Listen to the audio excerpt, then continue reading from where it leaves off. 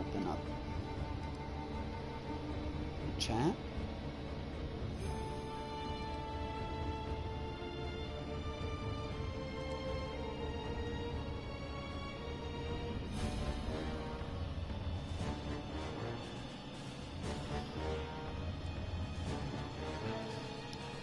Alright, hold on, sorry.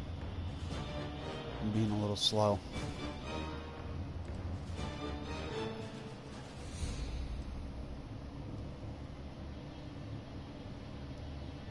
There we go.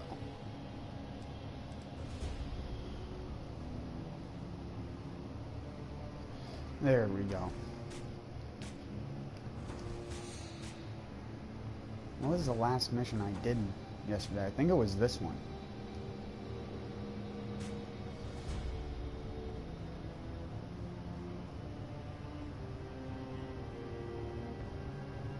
What happened, Claptrap?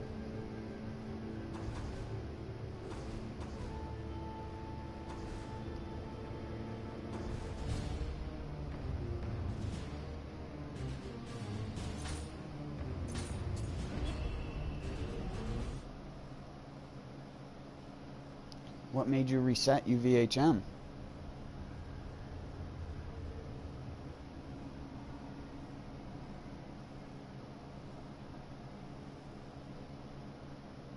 Oh, I see.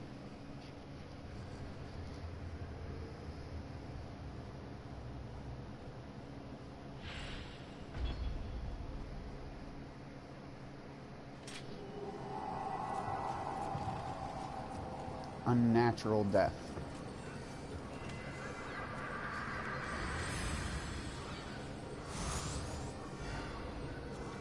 That means the person must have killed himself.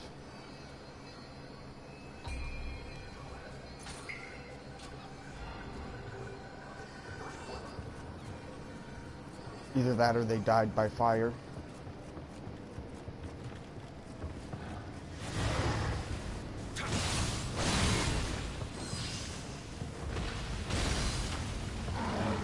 Hands are so clammy right now.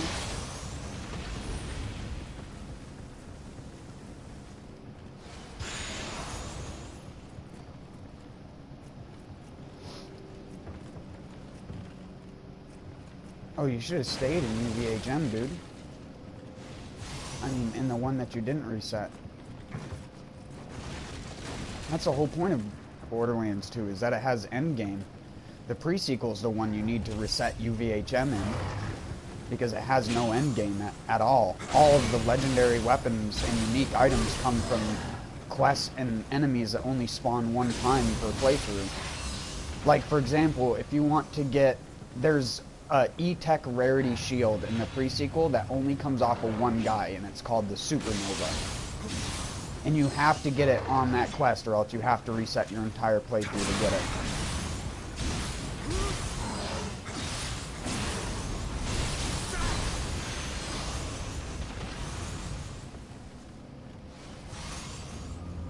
It's sort of like the stink pot in Borderlands 2, where it's like one of the rarest things that you can find on a playthrough typically. Not even because the gun is rare, because if you actually use like Cheat Engine on the PC version and spawn in the guy multiple times, you'll normally get it after the second or third one, because it's just a blue weapon. And he actually does have a really high chance to drop it. It's just you only ever get to kill him once, so you never can get the drop guaranteed on the difficulty you want it. It's not even that the stink pot is that good of a weapon, it's just a corrosive fucking... a corrosive grenader, so... It's only as good as a grenader can be, which means no critical hits. Yeah, but the best way to farm to 72, I think I've shown it off in some of my streams before. There's a couple different ways you can do it. You can choose to farm bosses, or you can do what I did to level up my Gunzerker to 72, which is you go to where the bunker spawns. So you go to the top 1,000 cuts to the bunker's area, you load into the bunker's area, and then you load back outside into the area that you were just in 1,000 cuts. And then you will now spawn at that location, and what you can do is actually run from that doorway to where the badass constructor spawns, and just stand in front of the badass constructor, and you can kill him stupidly fast, because he'll just stand there. You won't even fight back, and you'll be able to get tons of free XP from him. And there's multiple horizontal Hyperion chests, so you can get loot midgets as well by farming that. I've had like two to three loot midgets in one run doing that, and they also give a ton of XP.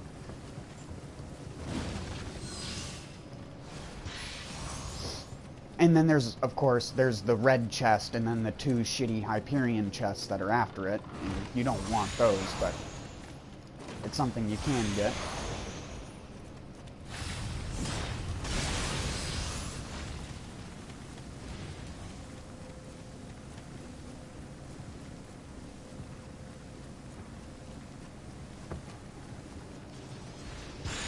I don't know what this guy is doing. He's costing me unique drops, I know that much. Or not unique drops, but one-time drops, so. Here, I'll save him. Here, you don't have to worry about dying now.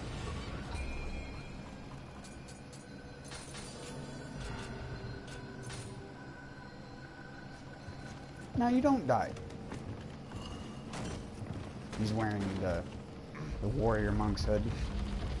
Doesn't look bad with his setup. He's got some good fashion going on.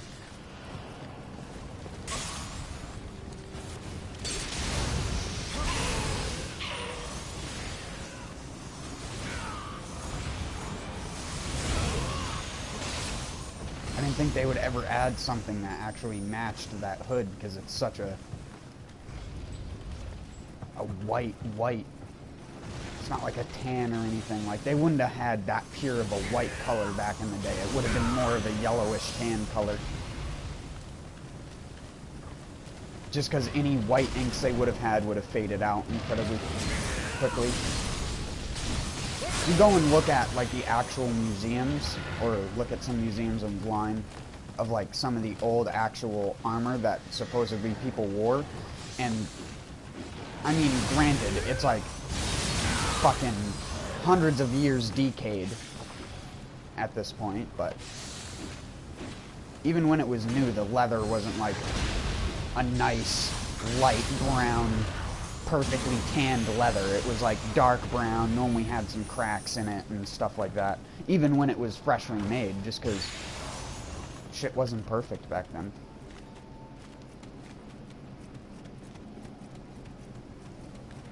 I mean, swordsmiths made amazing swords back then with what they had, but it was still just slag Damascus. Or, sorry, not Damascus, but you know what I mean.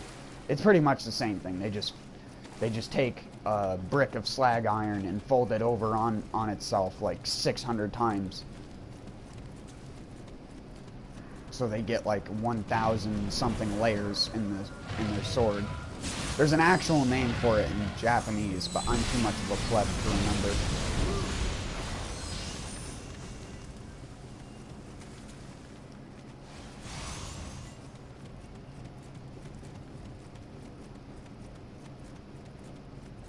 Most Japanese sword things all have their own unique name. Except for like the sheath. But even then, most great swords and stuff like that weren't kept in sheaths. They were kept in what is called a scabbard. So, at least if you're talking in the sense of how most katanas are meant to be wielded with two hands and not just one hand. Those that were meant to be wielded with one hand were either a saber or a wakizachi. Which I'm surprised they never added into this game, because there are characters that wield wakizachi. And there are some dual katana setups that actually have a main hand katana and then an offhand wakizachi, which is like a smaller, more compact katana that ninjas and stuff like that would use. Like, Hanzo's sword in real life is actually a lot smaller. because it's made to be kept on the back and be easy to conceal from the front. So all you have to do is just reach back and pull out sidewards and you could draw your weapon. You didn't have to like reach your hand down to your waist, which at the time everyone knew what you were going for. It was like, it's the equivalent of reaching for a gun. Like, people know what you're reaching for when you reach to your waist. The Pimpernel glitch? Are you just talking about the fact the pellets can shoot other, like, damage types? I know on Salvador you can just put the Pimpernel in your offhand and then just shoot different colored pellets depending on what you put in your main hand. So if you put like an Ahab in your main hand, then you'll shoot explosive pellets that deal Ahab damage. But when you're playing as other characters that can only have one weapon at a time,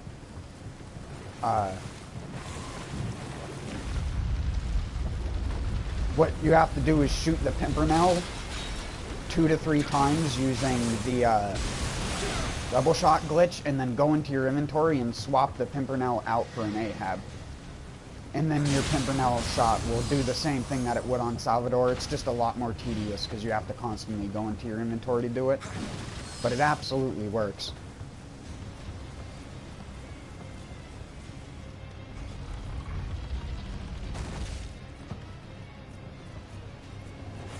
I just never bother to get the Pimpernel on any of my characters. As good as the weapon is, when you're playing on console, it's not worth it because of how long it takes to actually farm a decent one. Because you have to close your application, reload the application, run to the area. If you don't get it what you want, you have to reload the application again. You can't just save and quit like you can on PC with read-only. And you actually can risk corrupting your character doing that too many times. I've had a friend that had their character corrupt because they kept save and quitting, or not save and quitting, they kept closing the application to farm a Sandhawk. And they farmed a Sandhawk for like 2 hours or something like that. And then when they tried to actually load their character back, oh, that hit me from behind. When they tried to load their character back up again, the game said the character was corrupt and that they couldn't load the save anymore. And what he had to do is he had to download his save off of the cloud to get it back.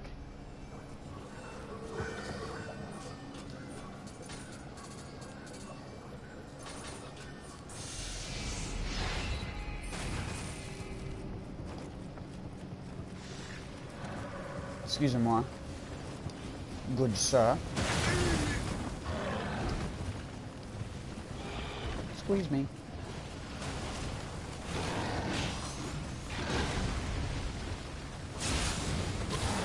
God damn it. I think that's the only thing in the game that can cancel something out of a grab animation.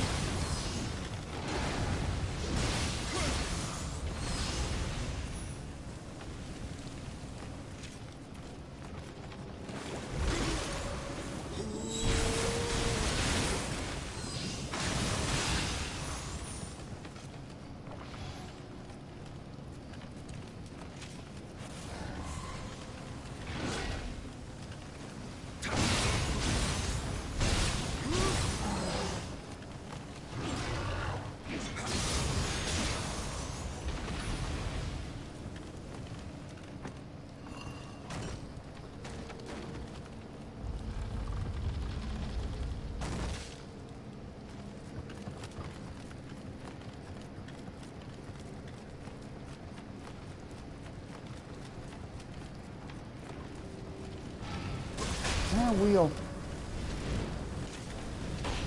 Stop it, wheel.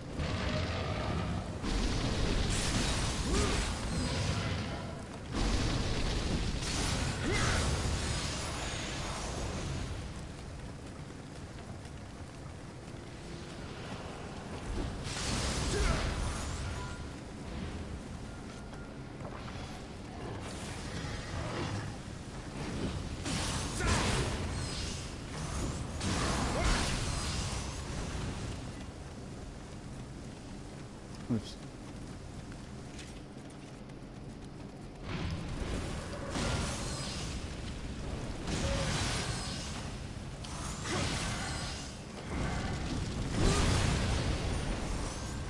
Get donked.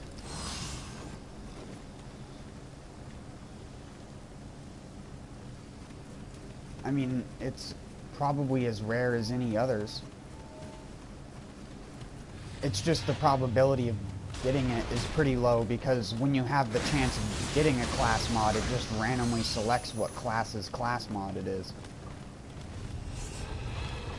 Like, it's not like it's weighted to drop more Salvador class mods than it is 0.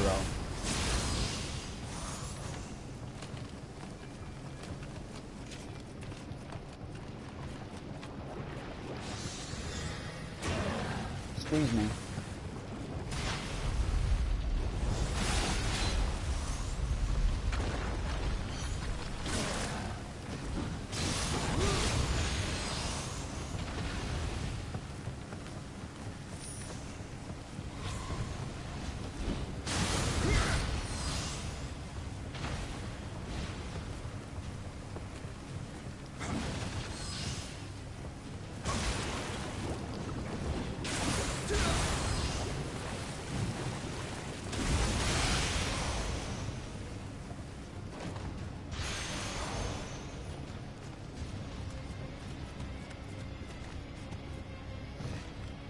No, I know it's guaranteed. I was just saying that the probability of it being Assassin's class mod is just the same as everyone else. So, theoretically, you could get an infinite amount of Salvador class mods before you'd ever find an Assassin one, just because of how the game's loot system works. It doesn't prioritize stuff that you don't have. So...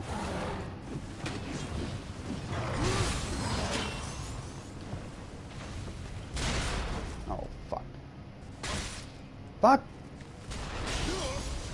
There we go. Got him. Shot his own head off.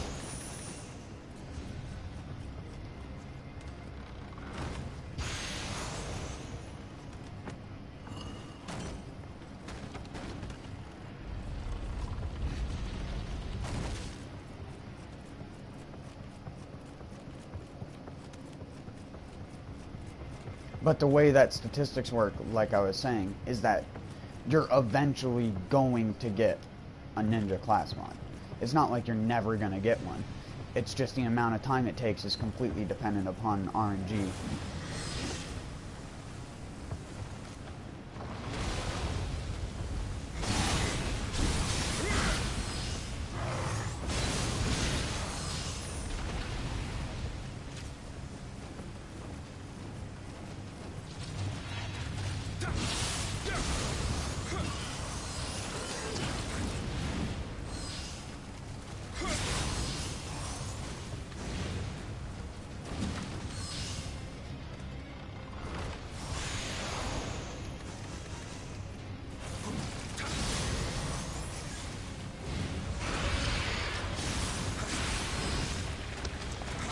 I didn't even know you could roll under the spider. I was just trying to iframe it.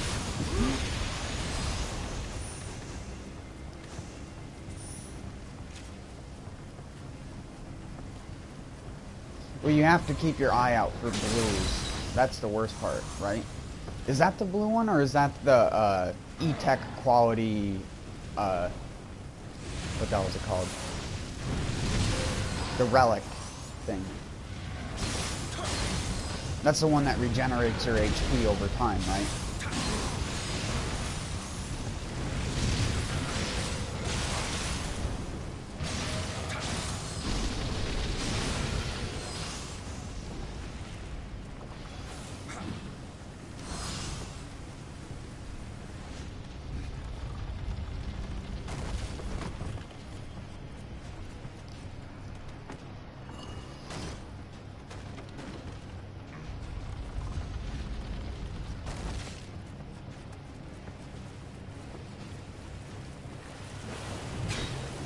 I had that on my Xbox 360 Axton.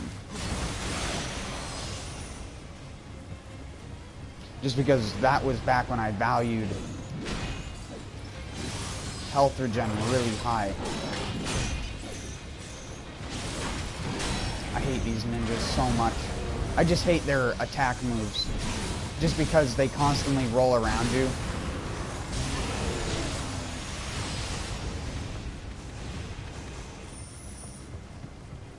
and have attacks that, like I always complain about, hit 360 degrees around their body, even if the attack doesn't look like it does, you better bet it does.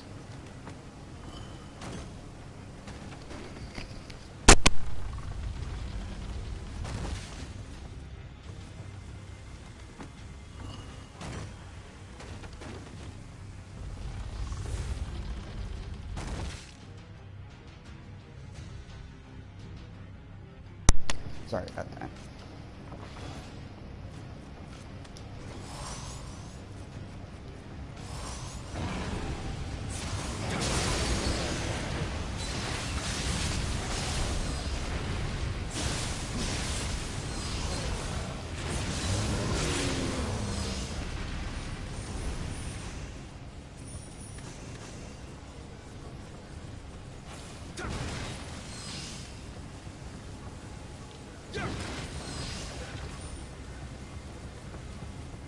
The one thing I don't think I've ever gotten from Terramorphous is the hide of Terramorphous. The Nova / Roid shield. It's a Roid shield, right?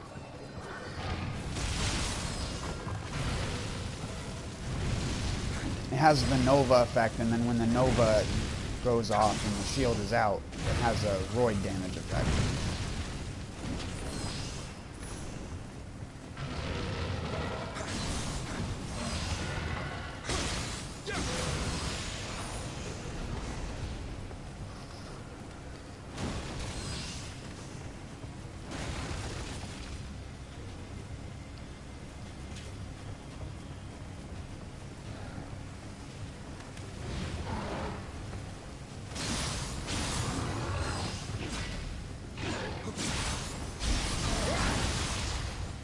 Damn it. Fuck your horn.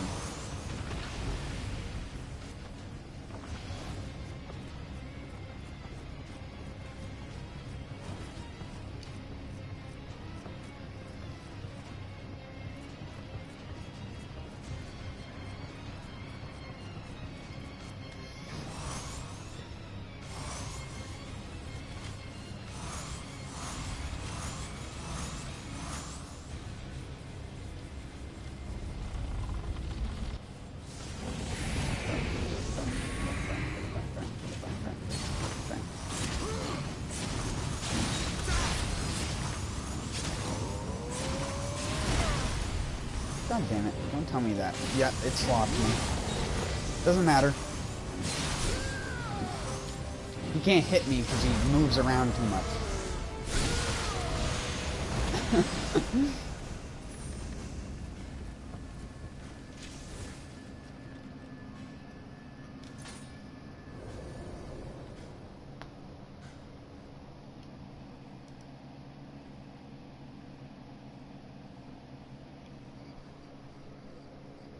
The Breath of Terramorphous is the grenade mod.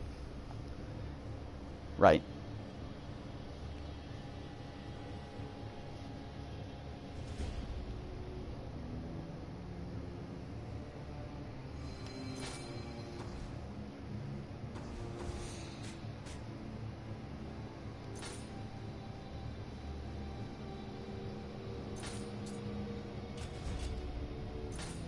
I have plenty of inventory space. Then again, this place drops a lot of loot. So many monsters.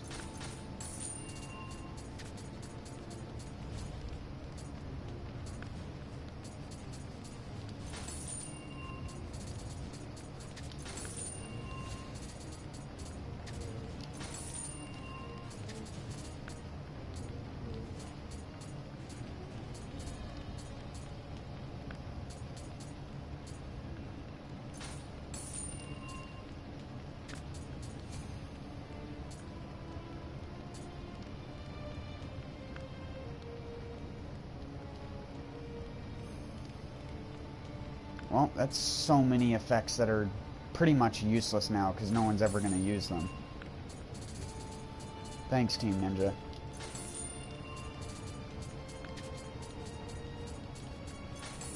You clearly care about the health of your game and the build diversity of your game. Oh, we got a Susanoo bow.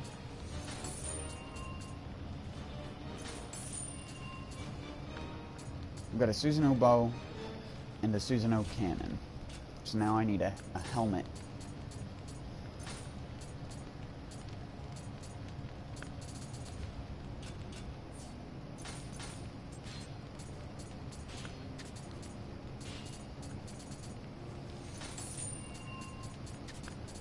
Need a helmet that has Susanoo and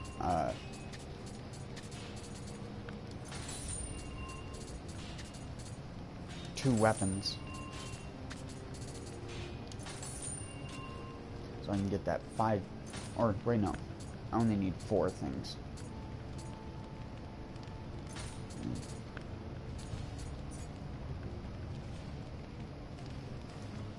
Yeah, I only need 4 pieces to get the strong attack damage.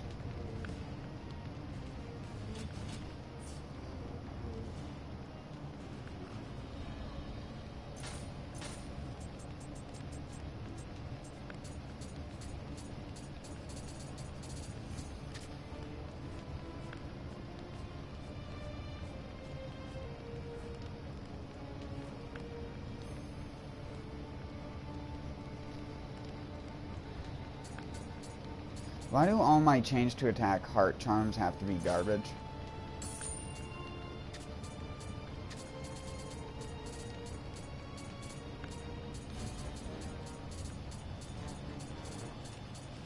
It's just like set in stone that I'll always get shitty change to attack heart charms.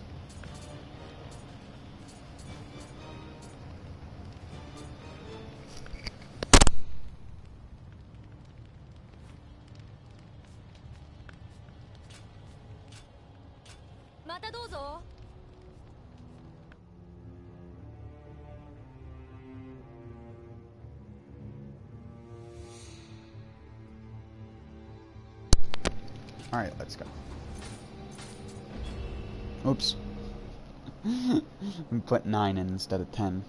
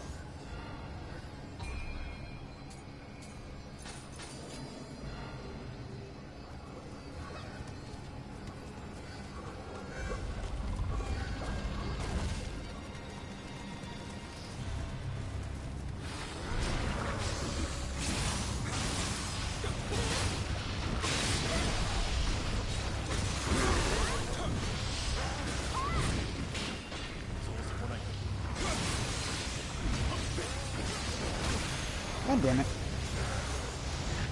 Stupid head. There we go. Get out of here.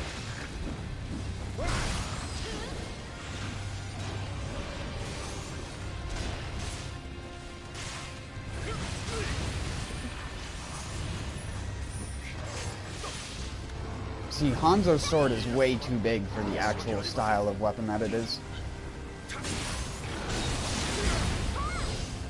Because his arms would constantly whack into it when he was running. If you watch his character model, you'll see what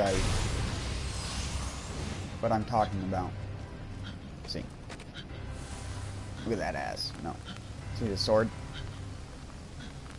That's way too big for what it would actually be like for a back-wielded sword. Because look at his arms. Look at where his arms are. They didn't even design his model in accordance to the sword on his back. Because the sword is too fucking big.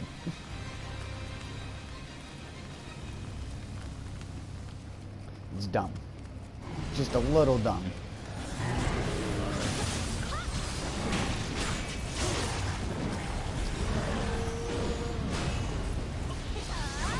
I'm not even a Japanese person. And I know that's dumb. Ninja would never have a sword that big on his back. Maybe a gun, but... gun or a bow, but never a fucking... never a two-handed katana.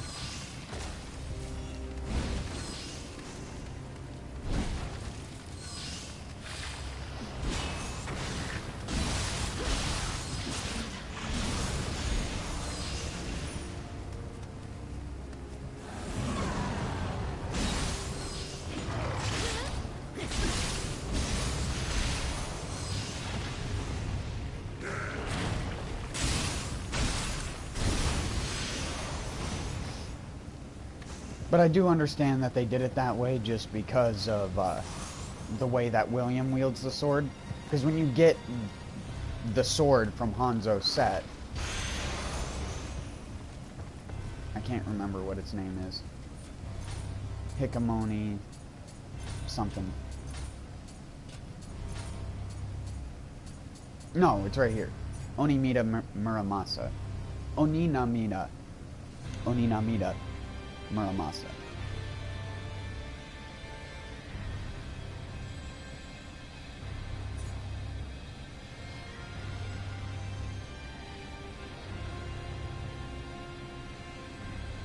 The two-piece bonus is what you want.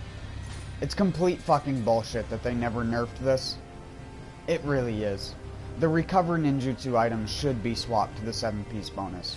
Because the magic equivalent of that is a 7-piece bonus. And ninjutsu is way stronger than fucking magic is in this game. The only strong parts of magic are sloth talisman and weakness talisman now. Just because just about every other thing has gotten nerfed.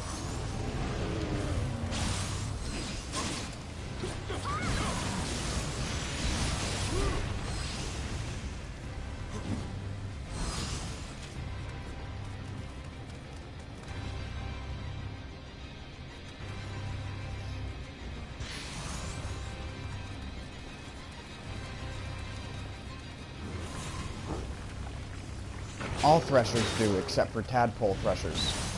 Tadpole thresher... excuse me? How the fuck did that hit me? There were 2 other people that were closer to him than me. What a bunch of horse shit that was. Hey, don't push me off.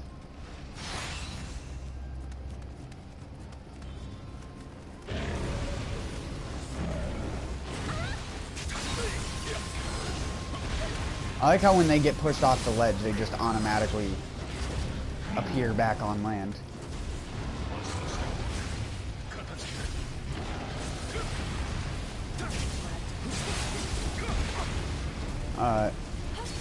Okay then. If you're just gonna keep doing the fucking butt slam, holy shit, what an annoying fucking enemy.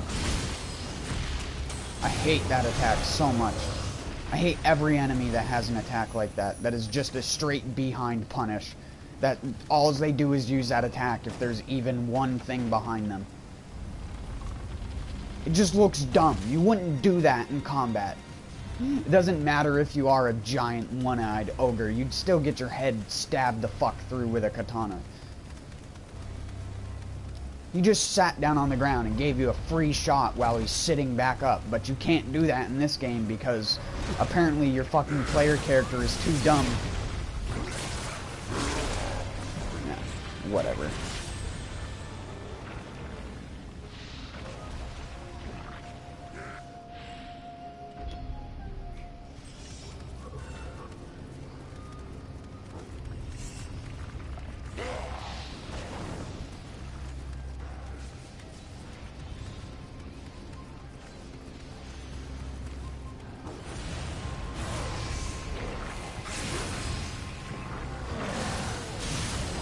Oh, what's that? A grab attack?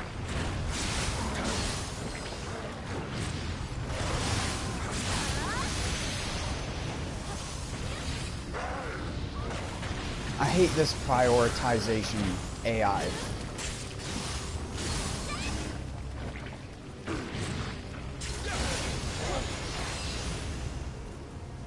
It makes enemies smarter, but for all the wrong reasons. It's just like Tengus. Because if you just stand behind a Tengu, it always does the circle attack. And if you just attack it once, and then just keep getting behind its back, it'll just keep doing the fucking circle attack. Because of the ineptitude of the AI programming. Instead of just making the enemy jump backwards and repositioning itself. Like the ninjas do. Like that. It's a fucking bird. It can fly, for fuck's sake.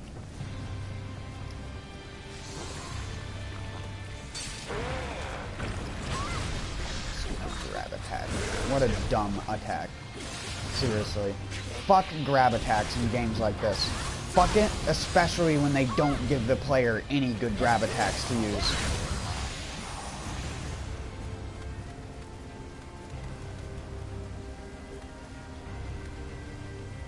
I would love to be able to just grab another human-type enemy and just throw them on the ground. Just have a long animation.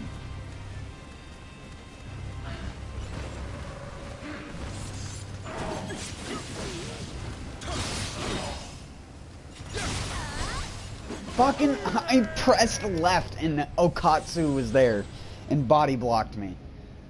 Fucking whore.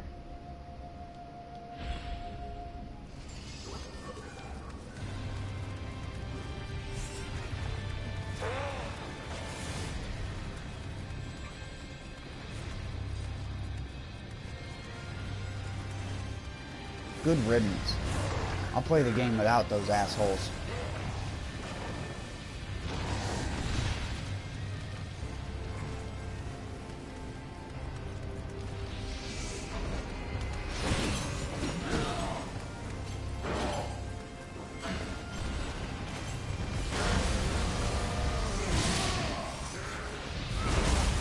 Bye.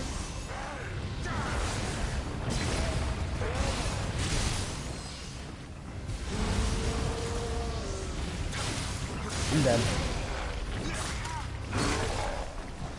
He's gonna... Nope, never mind. Thought he was gonna do a double grab.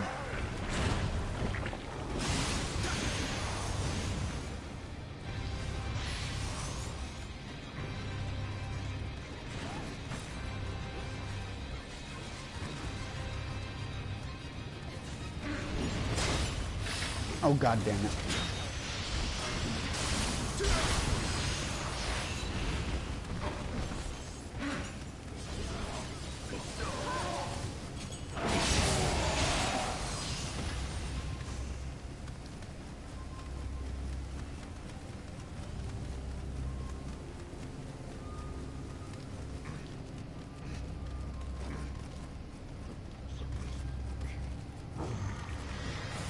Come on, do your stinking attack.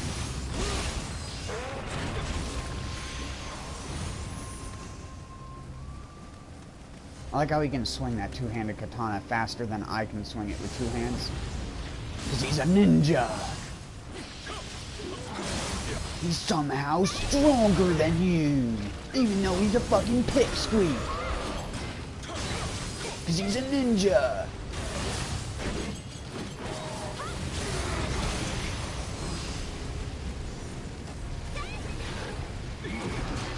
He has more ki, more toughness, more everything than you, and he's wearing fucking paper-thin cloth that you could cut with a butter knife.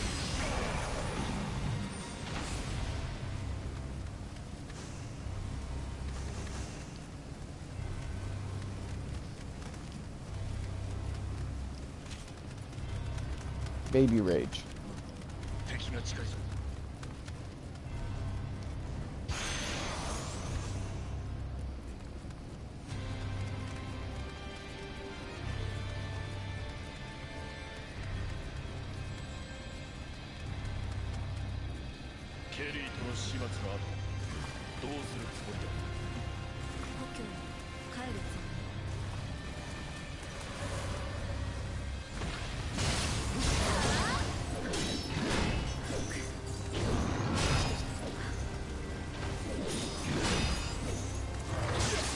Oh my god, I hate these enemies so much. They are so fucking unfair to the player. in so many different ways.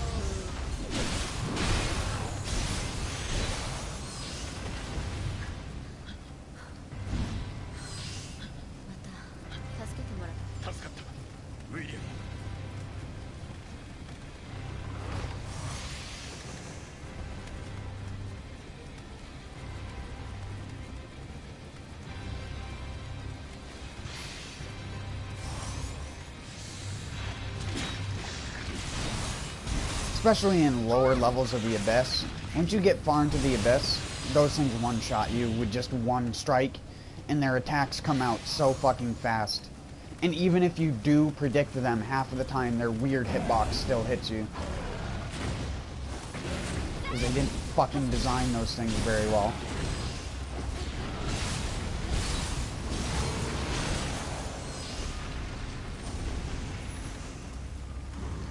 I love how enemies like that get more tracking than the player character does with weapons that they should be able to use way better. Like the Tonfa. There's no fucking excuse from Team Ninja why the Tonfa has such shitty tracking on 90% of its abilities, but the axe, like I've shown before, you can spin around while doing abilities because it has such crazy tracking. Like, look. Nothing stops my character from spinning. Even when the animation is done, my character is still spinning. It's so ridiculous.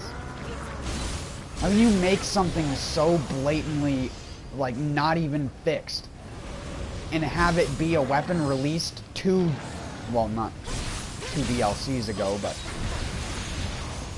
release a DLC in, like, 7 patches ago? Like, holy fucking shit. Fix the goddamn weapons and you might notice your player base actually using them. Fuck faces.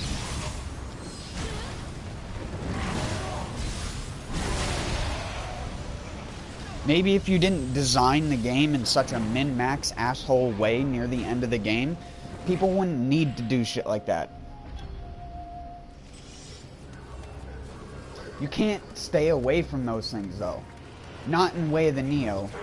They have faster movement speed than you, and they have an attack that hits from like 100 yards away.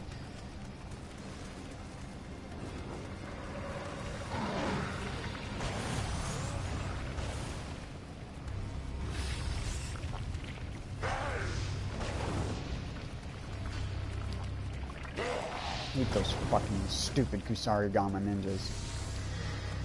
Only way you can kill them with a melee weapon is to get lucky and hit their horn, or just sit there and be a one-hit Nancy that just boops them once and then dodges for 30 minutes before it gets another hit. Because that's such fun game design.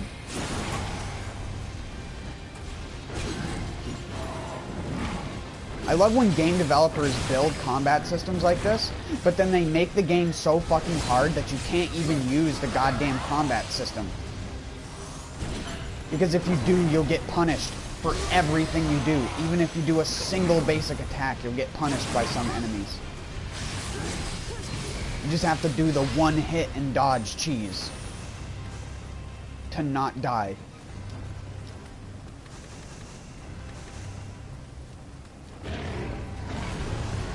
Oh, look who it is.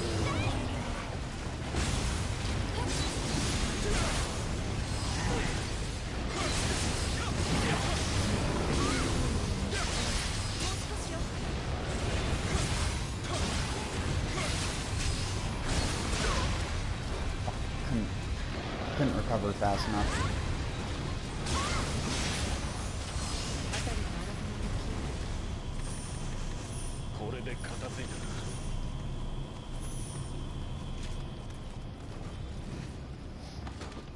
And yes, I realize I'm using the axe, but I'm using it because it does damage.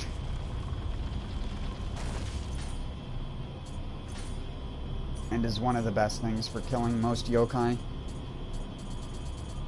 Because every other weapon has been nerfed into the fucking ground that I like to use. Oh, you wanted to use dual swords? Well, sorry, you don't have 200 skill and points into everything that gives you more damage for them. You're not wearing the Master Swordsman set, so your Sign of the Cross does like 60% less damage than it did when the game first came out. So good.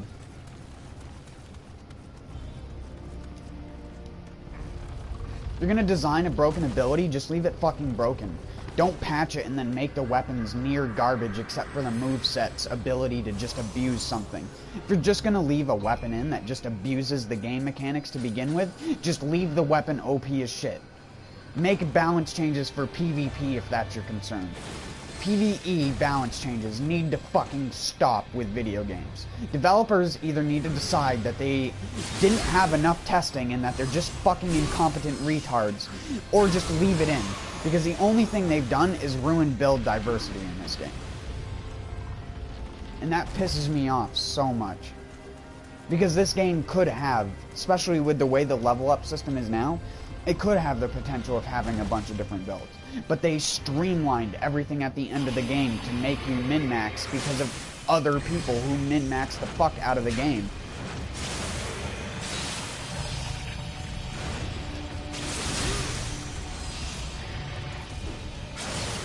I used to be able to hit this damage back in Way of the Strong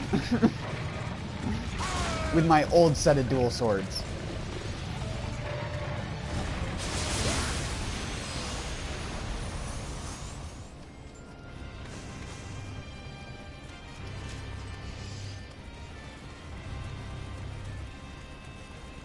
Weakness Talisman, Carnage Talisman. It's all you needed. Master Swordsman set with Sign of the Cross.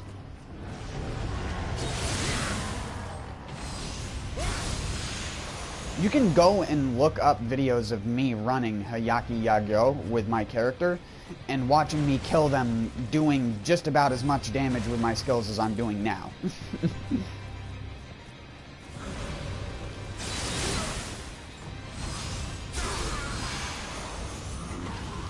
I get so fucking... Oh, sorry I haven't been responding. I haven't been paying much attention. Welcome, my good. And Kevin. Sorry, I was just focusing on being a baby rager.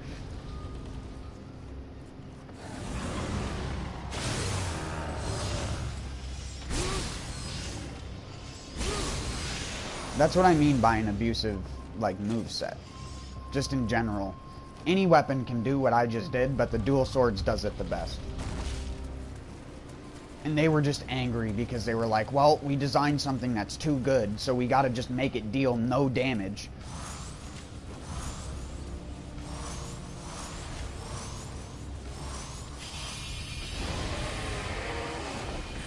It really is sad seeing me hit for like 2,000 a tick with my Windstorm, when that used to be the case back then. I mean, now, thanks to the consecutive close combat attack bonus on gloves they added, it's actually a lot better than it was quite a few patches ago. But it's still bad. I would have killed that boss just as fast if I had just used the axe.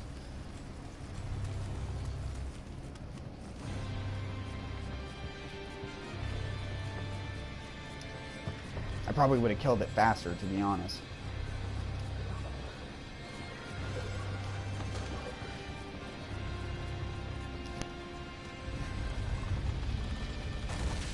Don't even talk to me about them buffing, like, shitty ninjutsu again.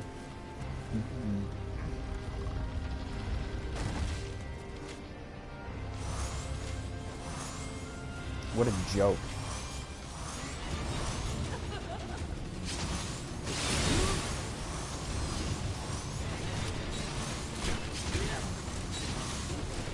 Look at how low damage the first hit does on that.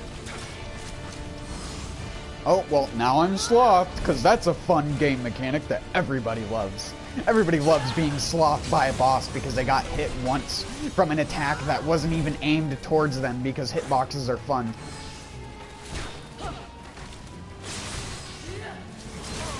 I hate you so much, you dumb whore.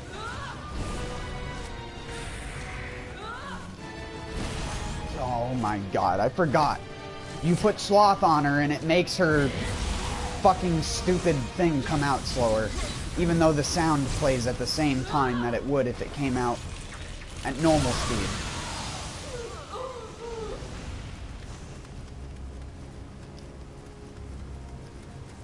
I don't know, I'm just salty right now. Salty as fuck.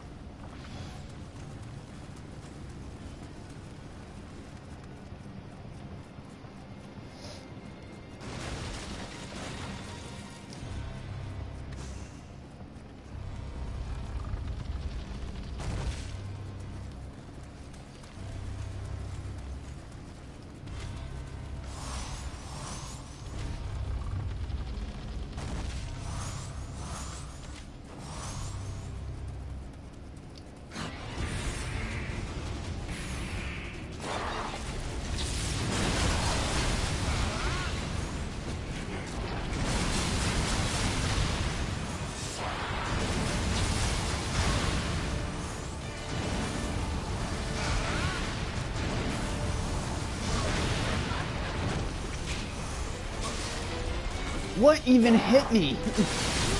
Like, the attack was already done its animation and I still got hit by it.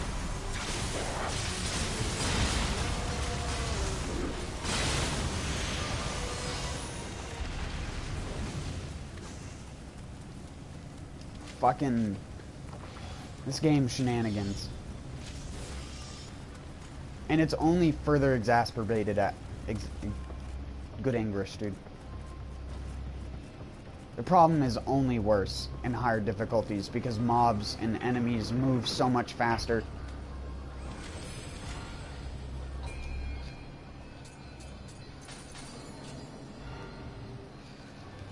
I'll see you around, claptrap.exe.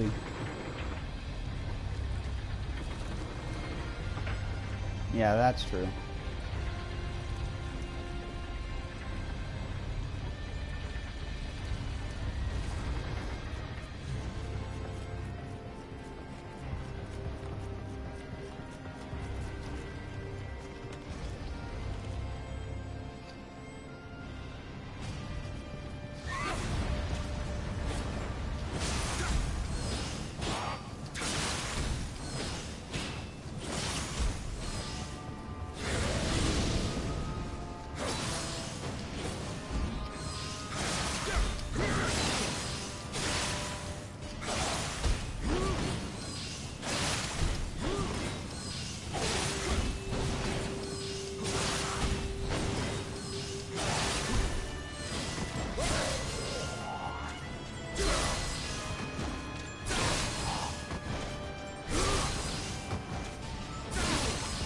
Thanks for the good cheese.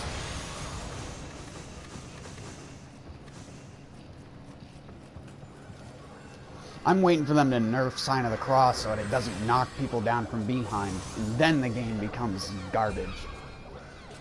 I hate raging over game changes, but honestly, there's been so many single-player changes to this game since release that it's barely the same game that it used to be, in terms of balance.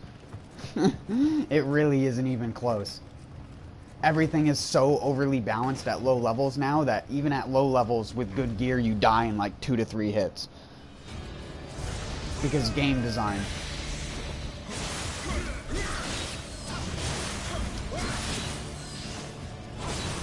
God fucking damn it, and your stupid fucking super armor. A dumb fucking mechanic. I hate it in every game.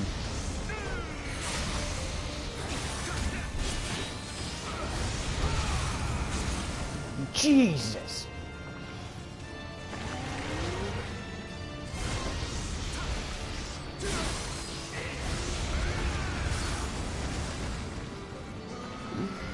Hitboxers.wab.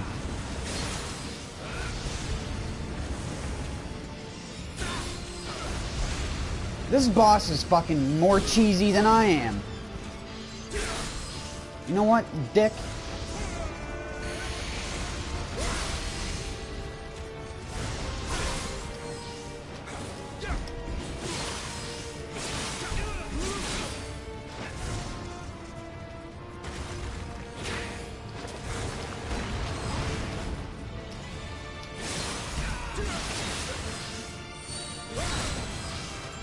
Get fucked.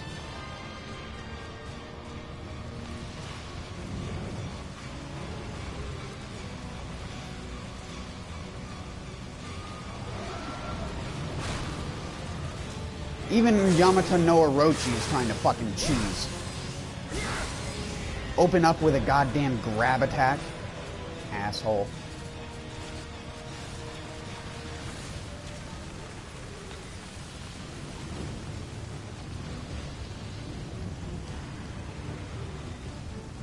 You gonna glitch out, or are you actually gonna attack?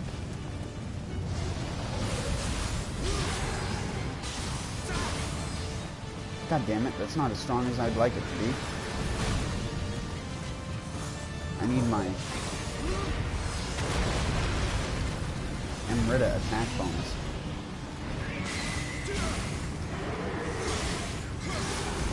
Well, that fucked up. God damn it.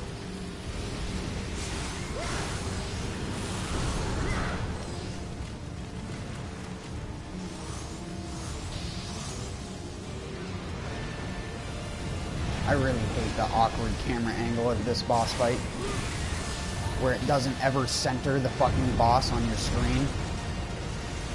It's always like off kilter. Any game that does that shit bothers the absolute fuck out of me. Especially when the entire rest of the game doesn't off kilter the camera like that.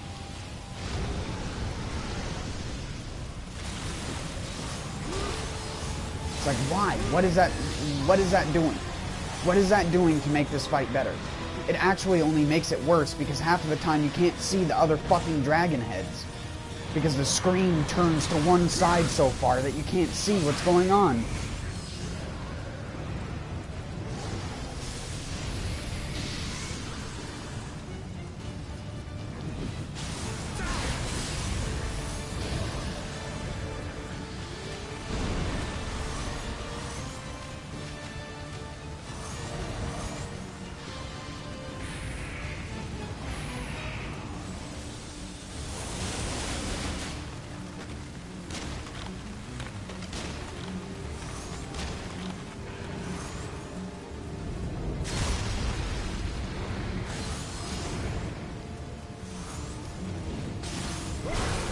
Get out of here.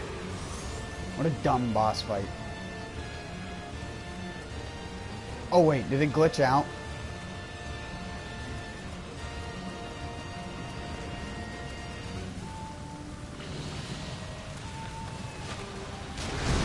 Come on, dude, you're already dead. Just die. Thank you.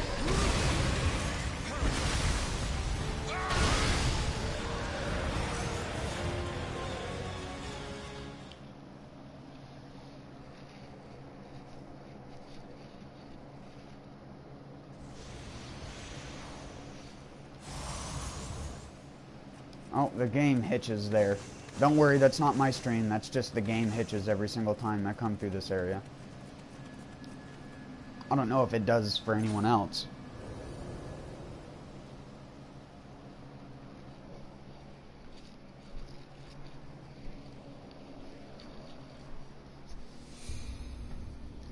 Yeah, that's a really, really dumb mechanic, considering that the game itself can spawn in multiple revenants at a time. Like when you do the Return of the Gourd and stuff like that, you have to fight 2 revenants at the same time. Multiple times.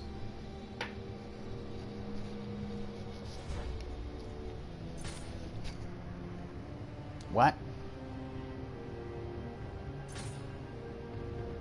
What? Why would I ever want that? What the fuck are the stupid, whiny, dumb babies complaining about on the fucking forums? I don't have enough hat customization. I want to be able to wear the fucking shitty breastplate from the start of the game. It makes me so... Like, who the fuck is complaining about that shit? Like, who actually wants to make one of these? Who gave a fuck? Who gives a fuck? It's probably some dude who was like, I want to wear that, and then they wanted to go into the options menu, and then they were like, I don't like the shoulder belt, so... Oh yeah, I forgot they added that.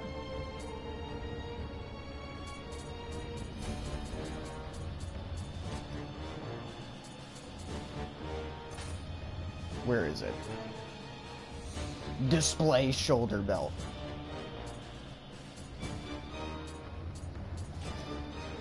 Dude probably walks around with the display shoulder belt option turned off because he's such a fucking douche nozzle. I like my characters to look as little realistic as possible because anime.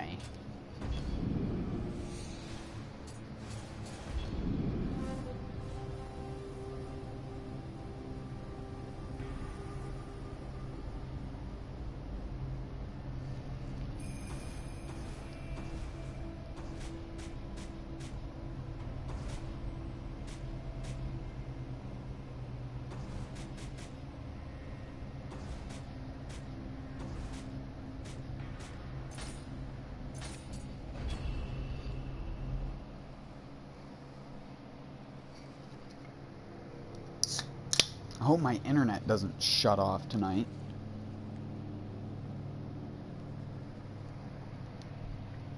Well, yeah, because no characters in anime wear shoulder belts like you actually are supposed to. Because that's what carries half of your things on it. You're attached to your shoulder belt. Your everything is attached to your shoulder belt, pretty much. That isn't attached to your waist belt. If you had a gun, a bow, backpack supplies, anything like that, you were carrying it on your shoulder belt. You weren't walking around with a fucking full suit of armor and nothing else. Like, what the fuck did they think? I just want to see how much damage he does.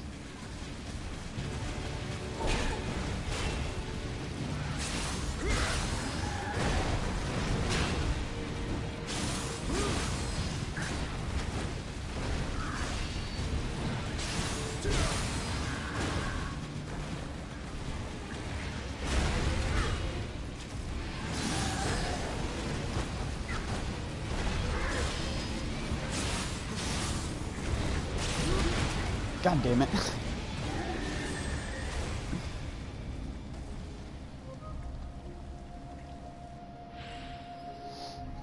Yeah, because that makes sense. I guess they were just like, where do we put this? You can't really put it as a single weapon skill.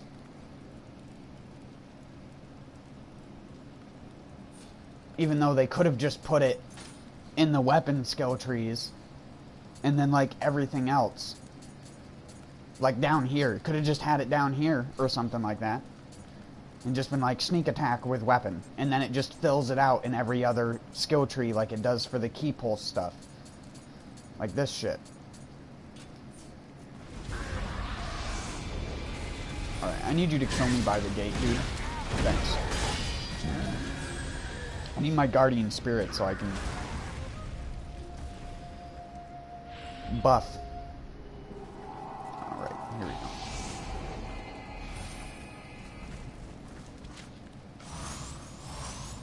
I got him rid of from something.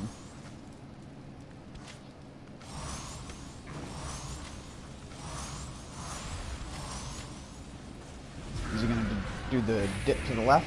Nope, he's just gonna come straight at me. What a dip. Holy shit, did you just go into like hyperspeed mode there? What the fuck was that? I couldn't move! You could hear me mashing the X button.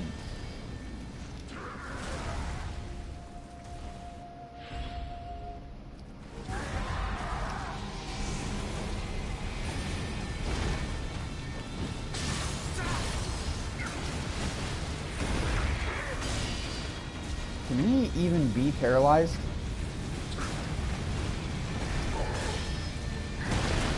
Nope, he just infinite combos. That's what he does. Get paralyzed.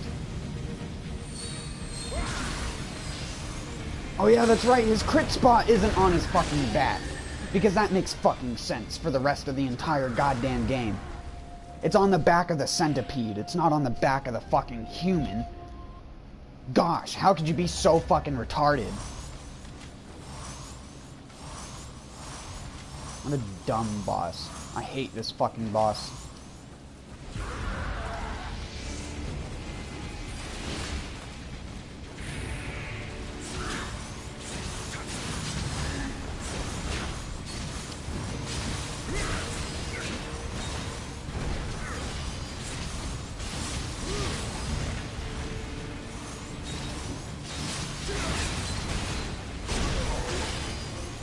couldn't...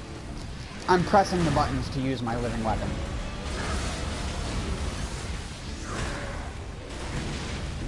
That hit me when it wasn't even aimed at me, and he grabbed me, and now I'm dead.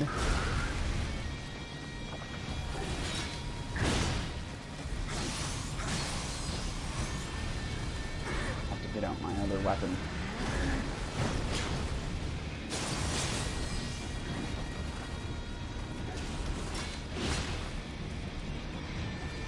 Bring it, bitch. Don't bring it, bitch.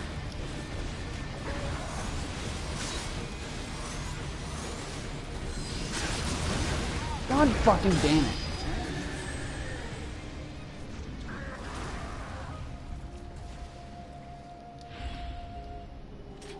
I hate this fucking shitty ass boss.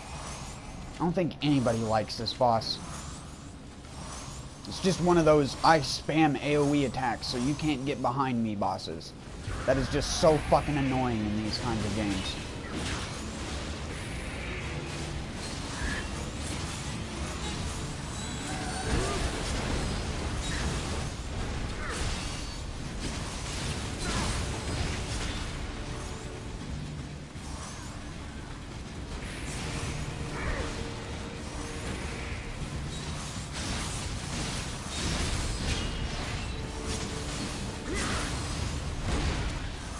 Are you kidding me? Die to living weapon activation, jackass.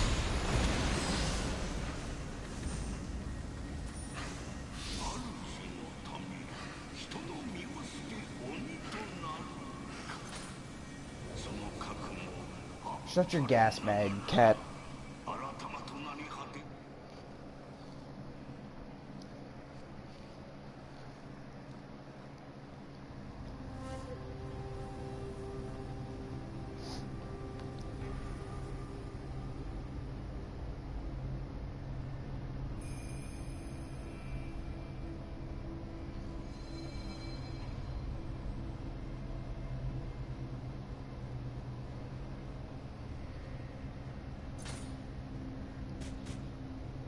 What's funny is I beat both of them, I think, easier than I beat that one guy by himself. And I gotta beat him again.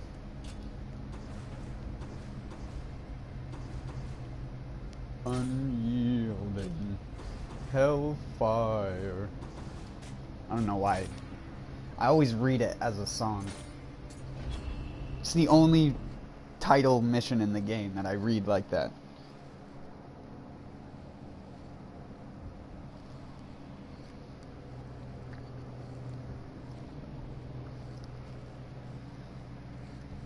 Like, that's how my brain reads it. The only other thing I like have a song associated with is the stupid skeletons and their Skeleton Whirlwind. That's just because it's a remix of the Skeleton Warriors song, but whatever. Or, yeah, I guess. I guess you could call it a remix if you want to. Would you believe it? I've gotten a whole 18 attack out of that many billion Emerita.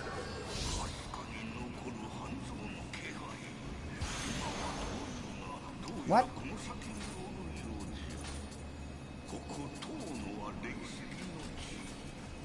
Warrior of the West Bow. I always thought Nodachi was supposed to drop there. I guess that's only in the first playthrough. Excuse me. Pardon me. Thank you.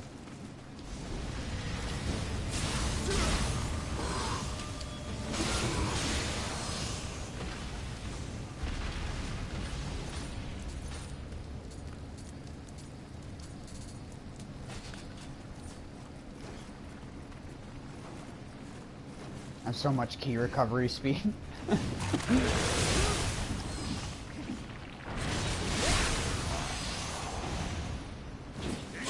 Oh my god, he missed.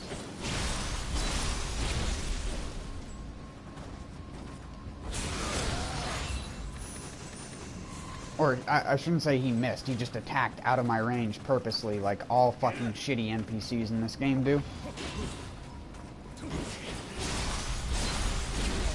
They attack outside of your range just so that you can't parry that first hit. And then because you've parried, you've left yourself open for the second hit, which actually does hit in range of you. Because they expect you to just walk up to the enemy like a mindless fucking retard. Just being like, is this how you play video game? Is this how you play video game, huh? You just hold forward at enemy? I didn't want to get grabbed there. So I got grabbed the second time. Even better. Oh, I'm gonna get grabbed a third time?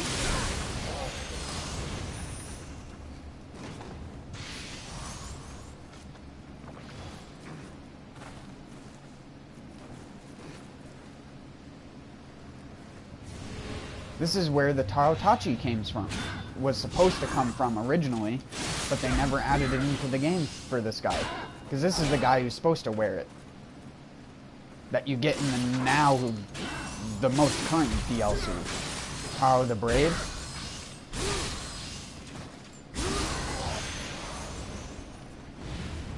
It's one of those weird things that most people probably don't pick up on immediately. A lot of the stuff in this game is sort of all jumbled around as far as like the history and the location of some of the revenants go.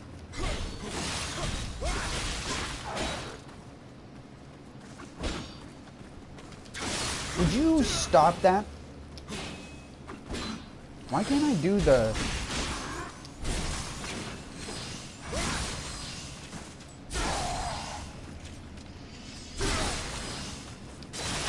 That was weird. Did you see how my character stayed, like, turned in one direction?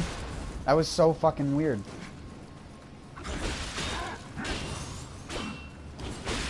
God. Fuck your couch. I can't say what I want to say, because people will judge me for it. But just think of Stinkmeaner from, Boondocks. Fuck your... I love that show so much.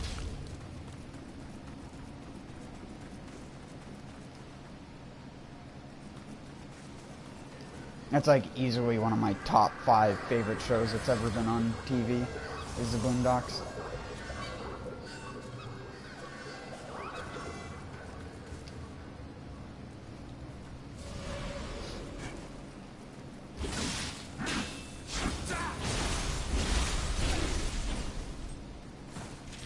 Weapon swap.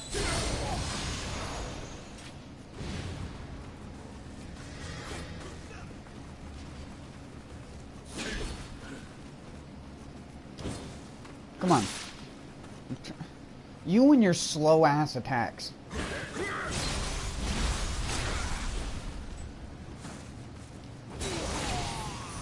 I'm bigger than you, but I somehow swing at half the speed.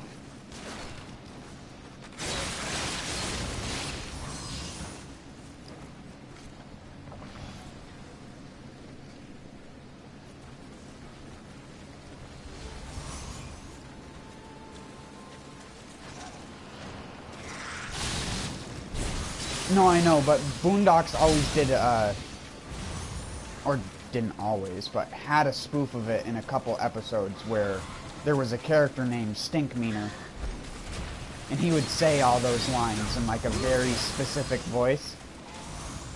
It was fucking hilarious.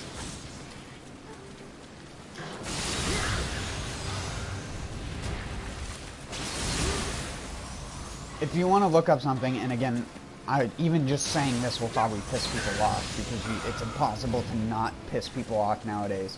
But if you look up Stinkmeaner's description of the definition of a nigga moment, it is like one of the best things ever. It has like 3 parts to it. One is done by Huey, one is done by Stinkmeaner, and then I can't remember who did the other part. I think it was Huey again.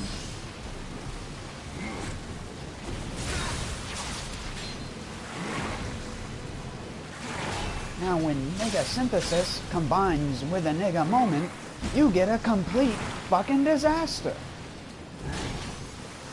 I don't know, it's so great. Again, people will probably get pissed at me for saying that, because I'm just some fucking white native kid, but whatever.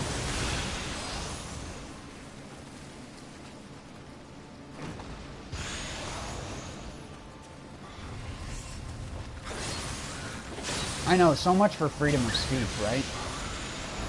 You can't even say, like, words anymore without... Even when you're trying to use the word as, like, a reference to something else, you can't do that. Because someone out there will consider it offensive. Oh my god, would you please fucking stop?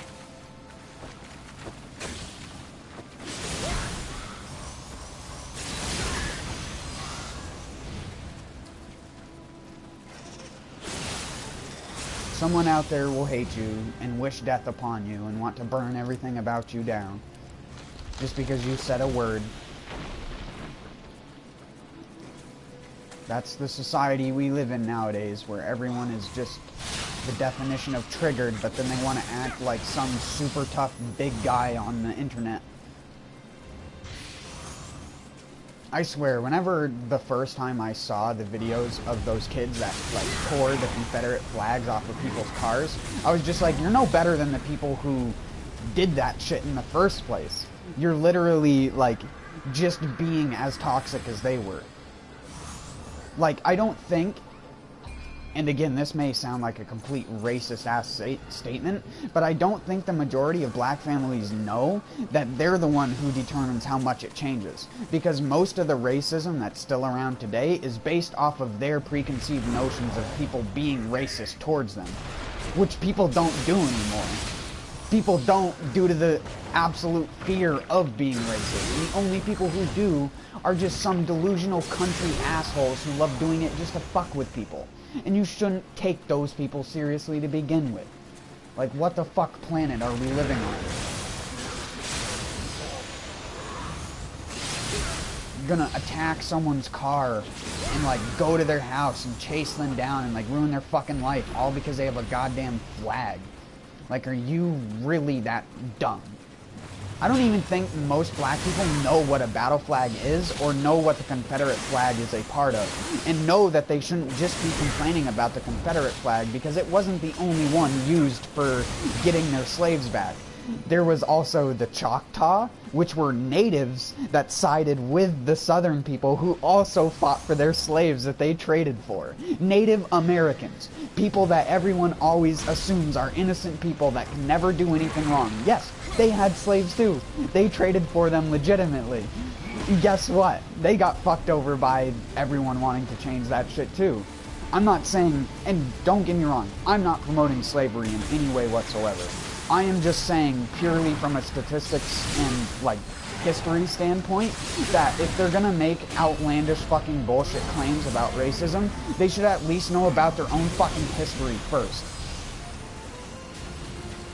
Americans are so undereducated, and it is really fucking disappointing.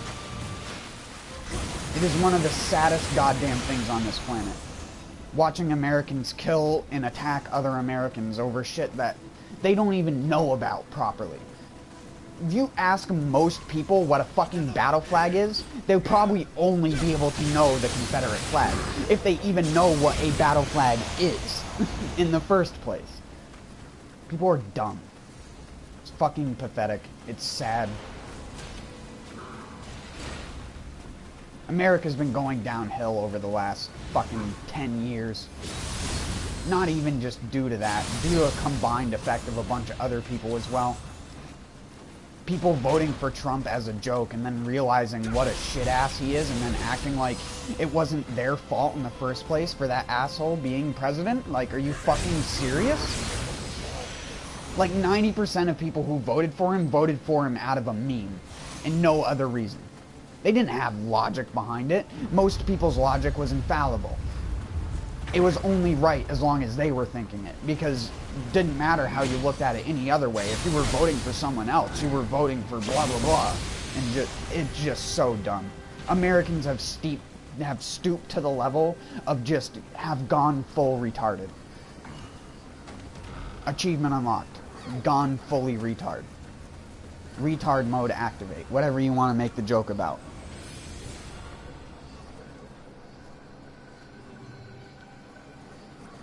I can't stand it.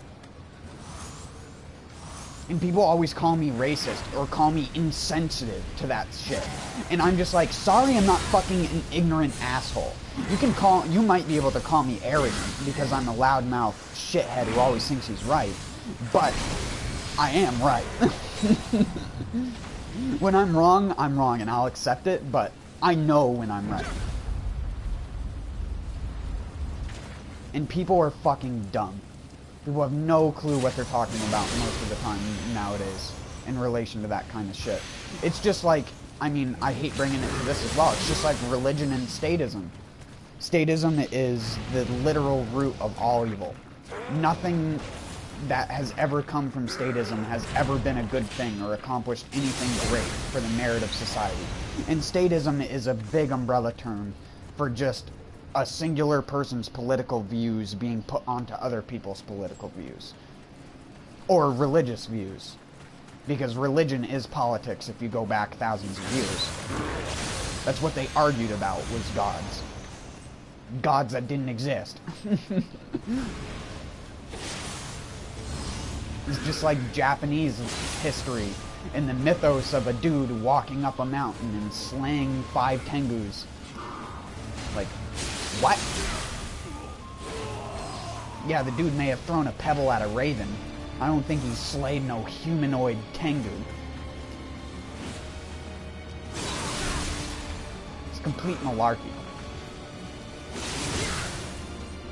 And I'm not trying to make fun of Japan's history. I actually like Japan's history. Because I'd rather have it be based in mythos than be based in complete and utter bullshit hatred towards another person. Because, believe it or not, Japan also had black slaves as well. And it's actually showcased in this game. Never go full retard is the exact statement. Never be the guy who's the American who's complaining about race wars that doesn't know jack shit about their own history.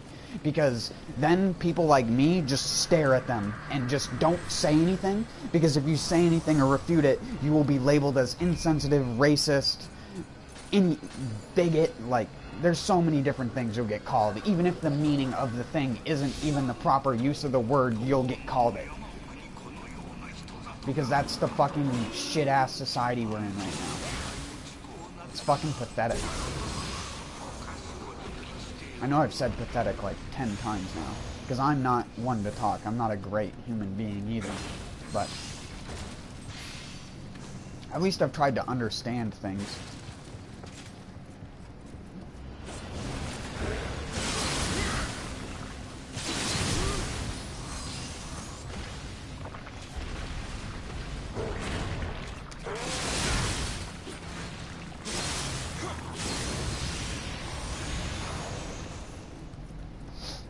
Peace is never going to be a thing, just because of how people's mentalities interact with one another. You will always have people versus other people, no matter what. No matter even if the thing that you're fighting over isn't something that you need to fight over, people will fight over it just for the sake of doing so.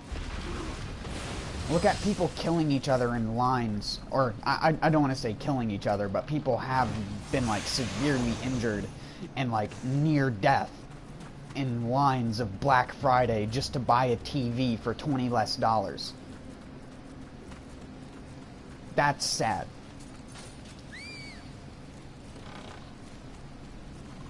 That's true despair.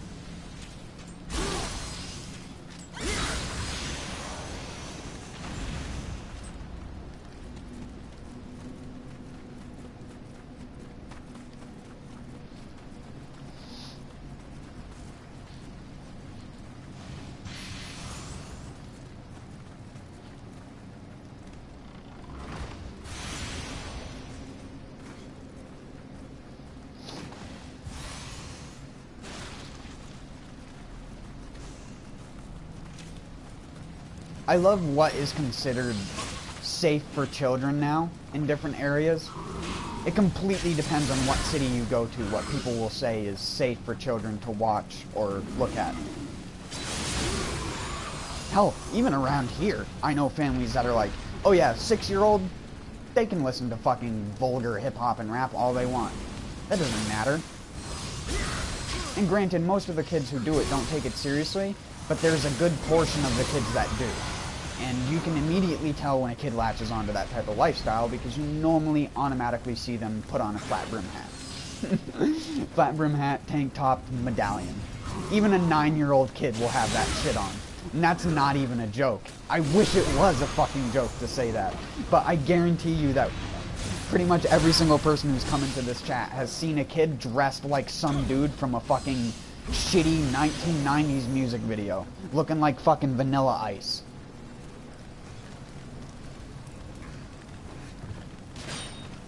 All because of their fucking favorite artist.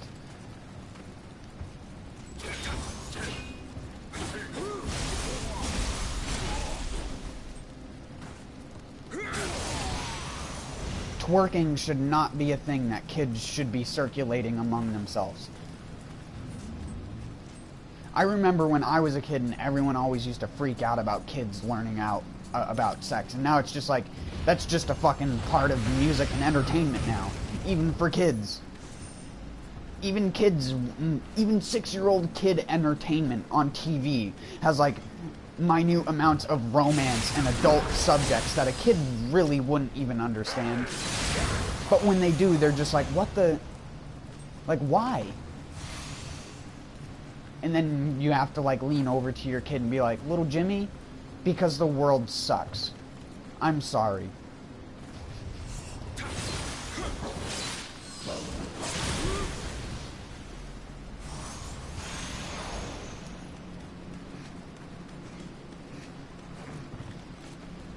I remember when I was a kid and Tom and Jerry was like my favorite cartoon. It still is one of my favorite cartoons ever, but like, holy fuck.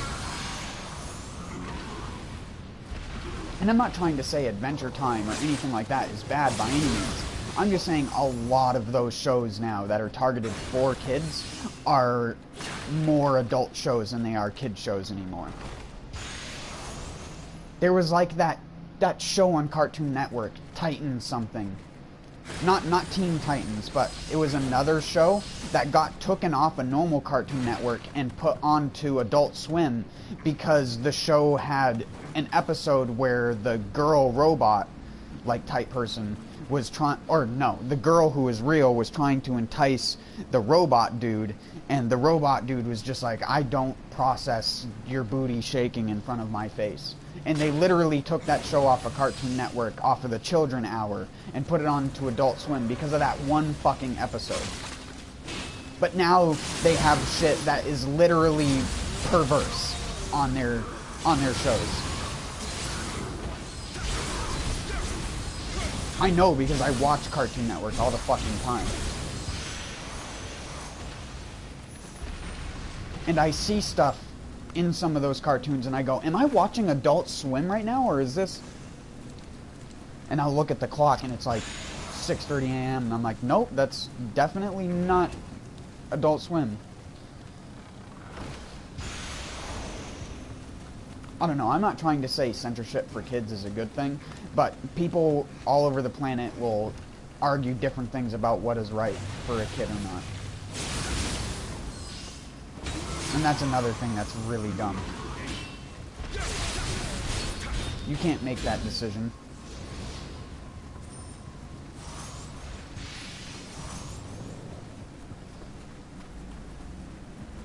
The only decision you should be making for your kid is if they're gonna work.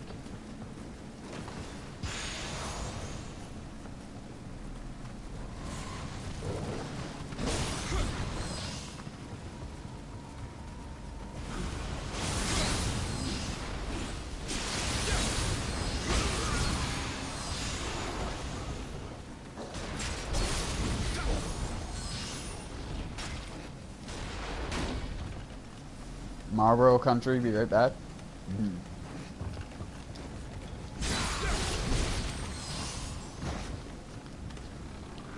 I'm probably gonna go out for a smoke soon as well.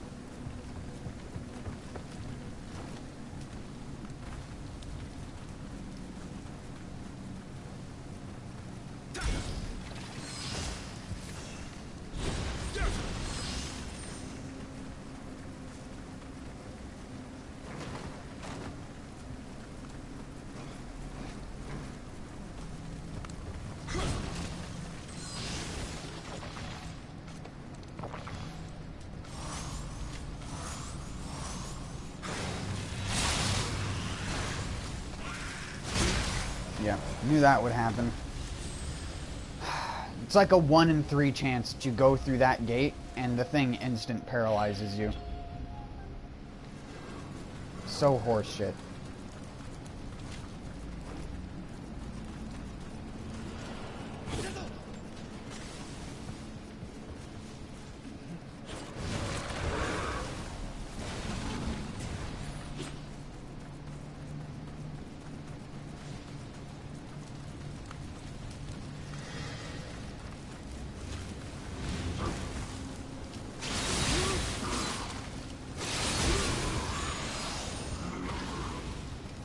Luckily, I still have Kato.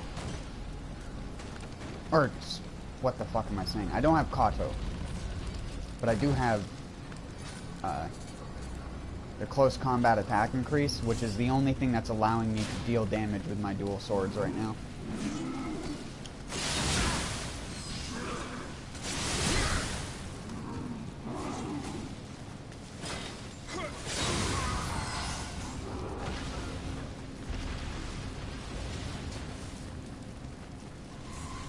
Excusez-moi. Don't you smack me.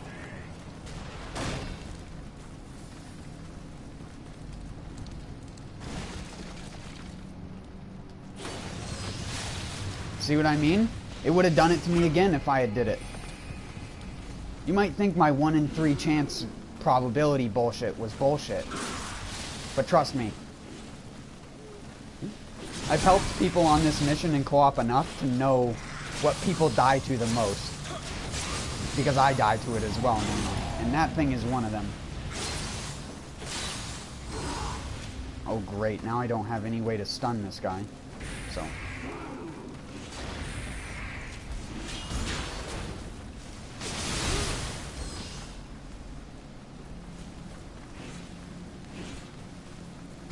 Get stunned! Nope, he just goes right through that.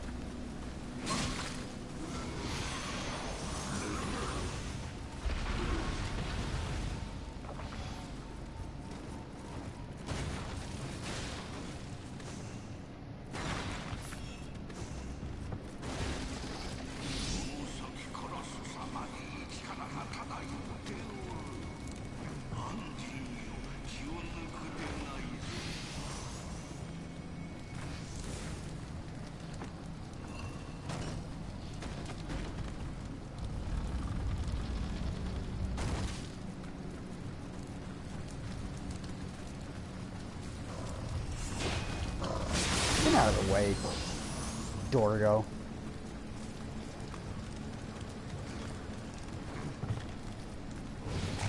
It's not a doggo, because it's not actually a dog, it's a fox. Or a ninkin. Which is a type of fox, I believe. I don't know. That's one of the few things I actually never looked up, was the ninkin. Ninkin? I don't know how you're supposed to say it, because it's got an I by itself.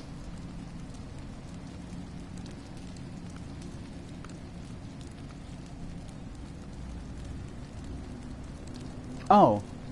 Ninkin literally just means ninja dog. I should have assumed that, because it's Ninkin.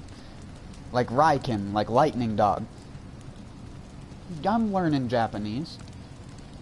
I am turning Japanese. I am turning Japanese. It's a Naruto thing. Ninja dog. I mean, I guess it doesn't necessarily have to be a Naruto thing. I just assume that's where it came from to begin with, because I don't think there were ninja dogs in real life. But they look more like foxes. They don't look like dogs to me.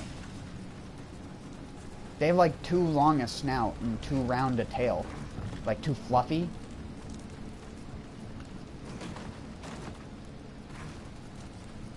Looks like they're more related to like the raccoon family.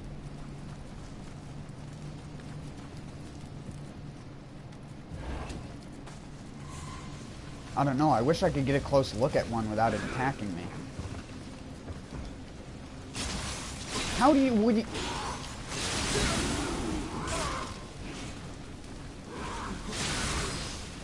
Give me enough to use living weapon. Thank you.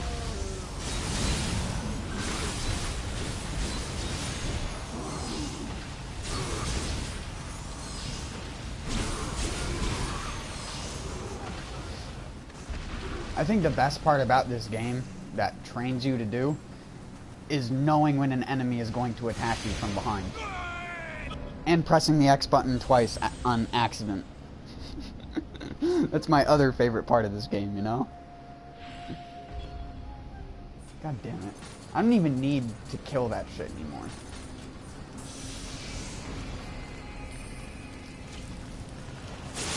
I just wanted to do it because I like getting revenge on those 3 fucks.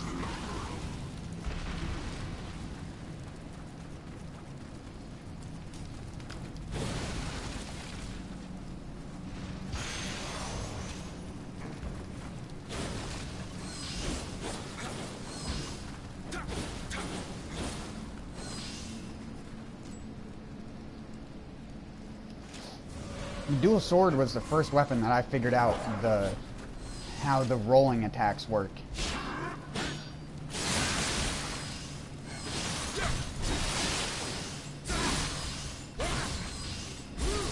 This guy's got as insane key regeneration as I do.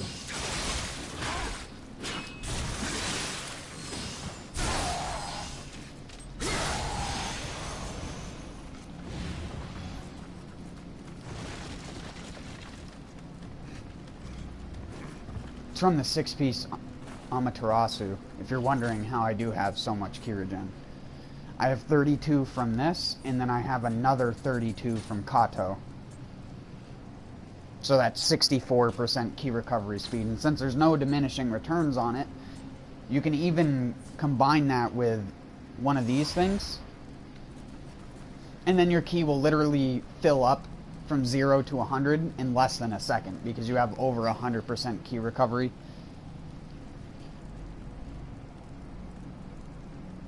Yes. Yes. It does.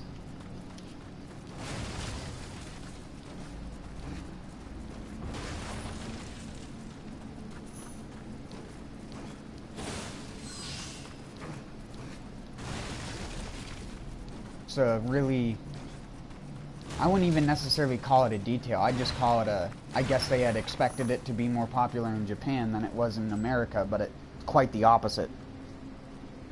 I think the American following is way bigger than the Japanese following, if you know what I mean.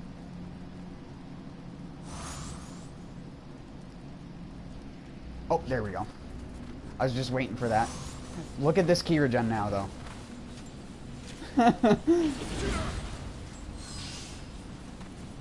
Let me just, like, run into a corner real quick. Bit. It's so good.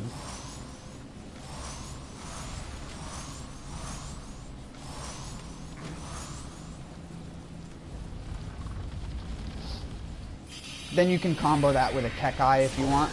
If you want to go, like, extreme key regeneration master, you just go Kekai Talisman and combine it.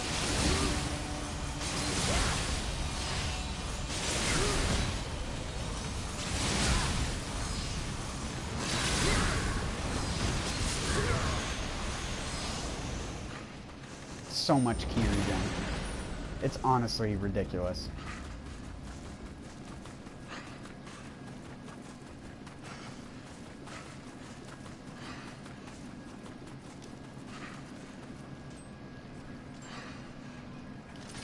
My melee weapon was broken, so I wasn't getting the full 6-piece set bonus.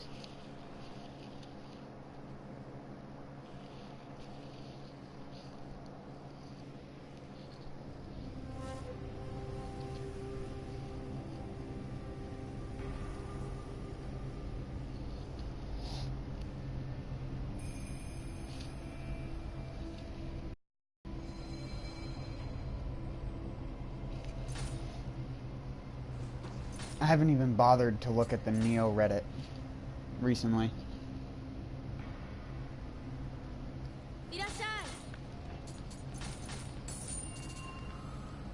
Damn it! Damn it! I want an Ishida Masamune. with Night Rain on it, so I can do the Night Rain living weapon build, which is nerfed now, but it's still good as fuck. It's nerfed, but still good, so that's all that matters. Wow.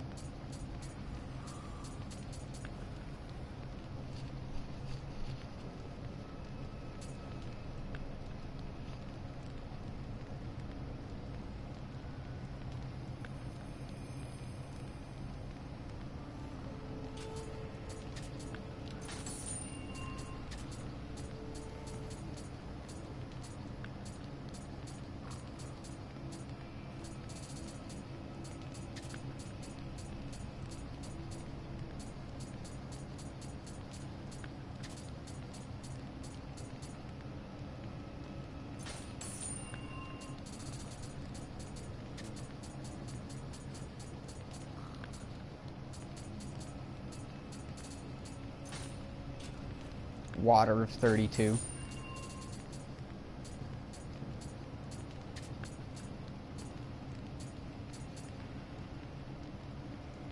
Skill damage, twin moons.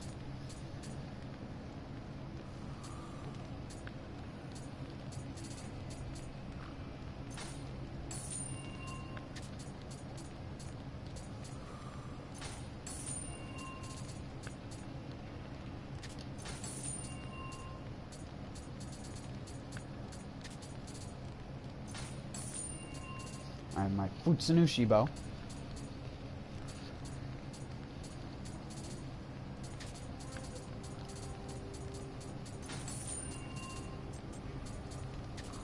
Sorry, I know this takes fucking forever.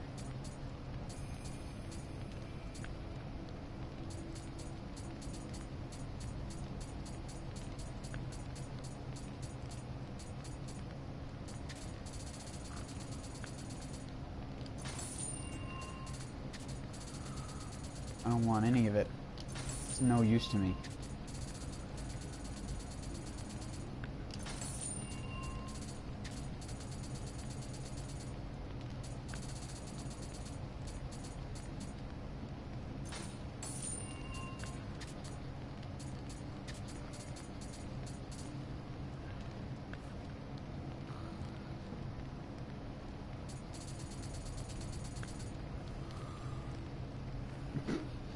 There's so many of those critical effects which are just not that good anymore. Increased damage, enemies defeated when critical. Nope, garbage. Still can't find a medicine case with life recovery from a root absorption on it, so that's fair. That's how games work.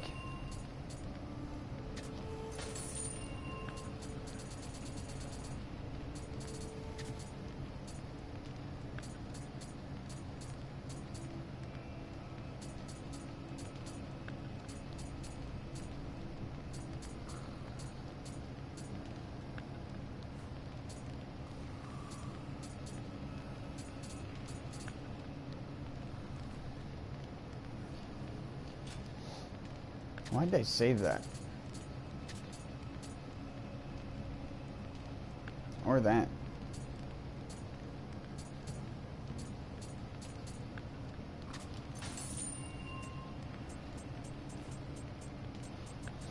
Can you get received firearms damage and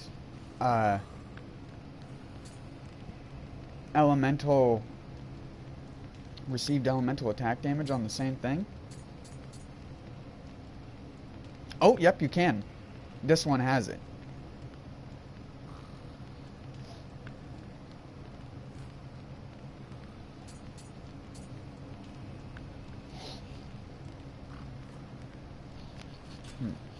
I'll look into that. But I want a Yasakani with received elemental attack damage and it.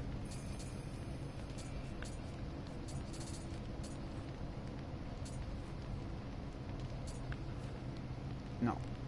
I have this one, though, which has thrown weapon damage times 2.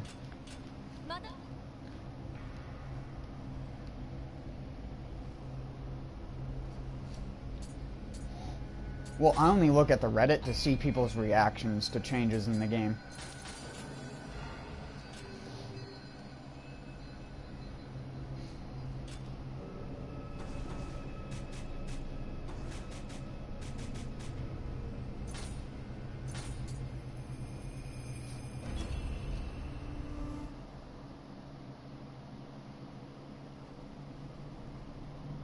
Well, at least my internet didn't crash this stream. It's never fun.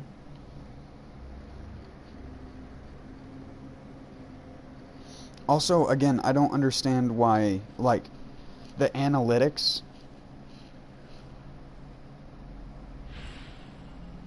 show 0.5s. I don't get it. There's only ever a viewer or not a viewer. There's never half of a viewer. What the fuck?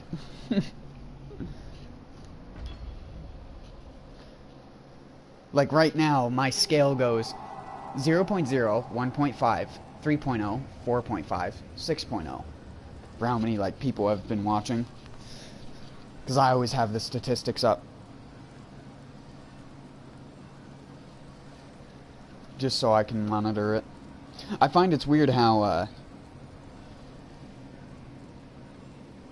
lot of people don't actually watch the stream in HD.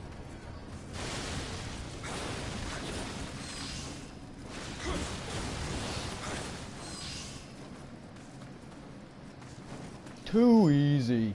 I'll show you what's easy, bro. Your mom.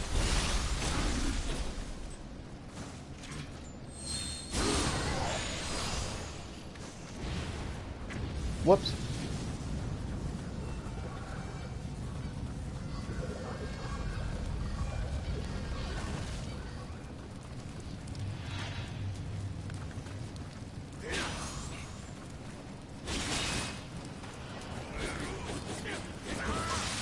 Oh my god, I was trying to reverse parry. That did not work. What the hell was that? You like hit me near the edge and I did like a roll flip into the air. I looked like the ninja.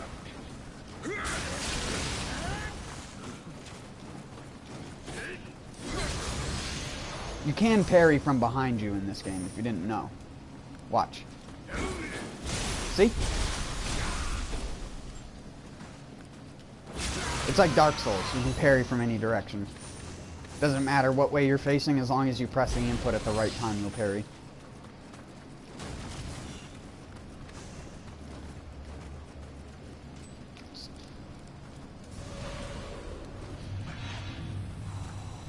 What do you mean your computer freezes up?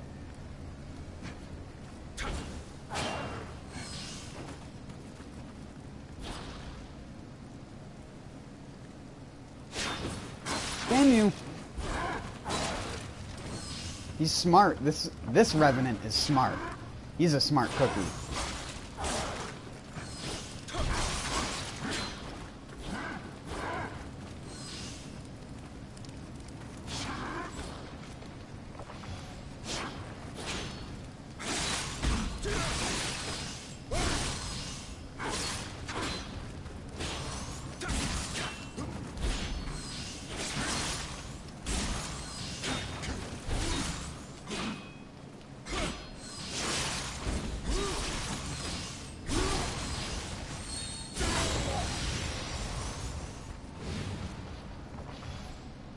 Oh.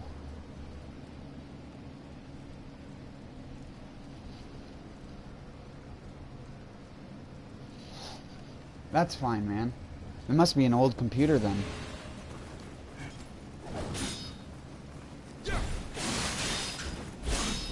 I don't think it's on my side, right?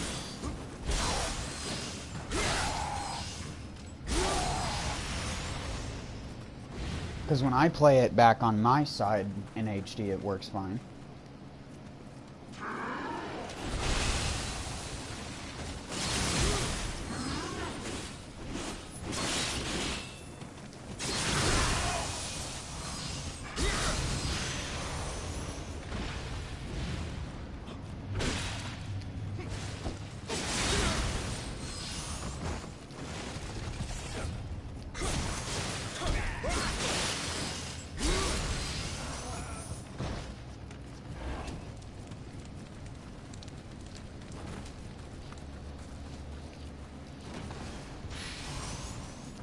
I mean, it's fine either way. I don't care what quality people view it in.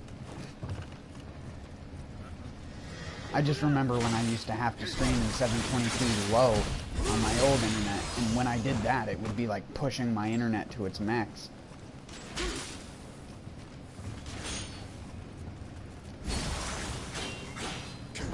And that's not the case anymore. I could probably stream in 60 FPS, but my stream would be very inconsistent. I tried doing a 60 FPS stream, like, I don't know, back when I was still doing the Handsome Jack playthrough.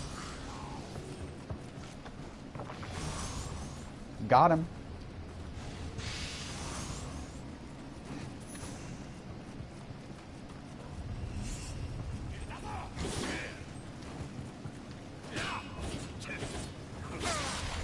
Fuck me, how did you fuck that up? Parried him. Now for you. Fuck me.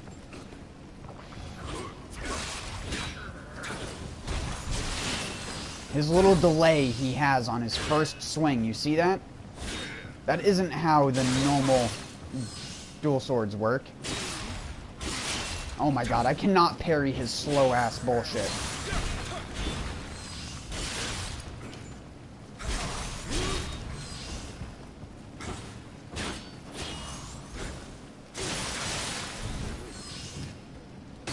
What the fuck? He's like the hardest thing in the game to parry.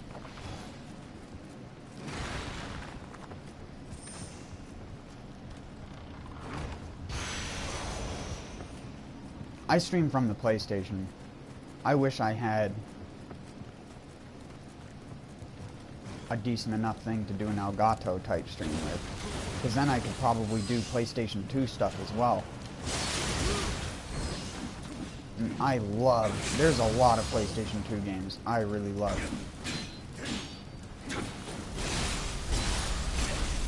Hell, there's even fishing games I would play. Not that that would interest many people. But one thing I've always wanted to do is live stream fishing. But we've never had good enough telephone lines around, not telephone lines, but like radio towers around here that you can actually do that with a phone and get a consistent connection. Because I've seen people do it in like Philadelphia and stuff like that, where you get a lot more consistent phone speed, so you don't have to rely on Wi-Fi. You can just literally stream with the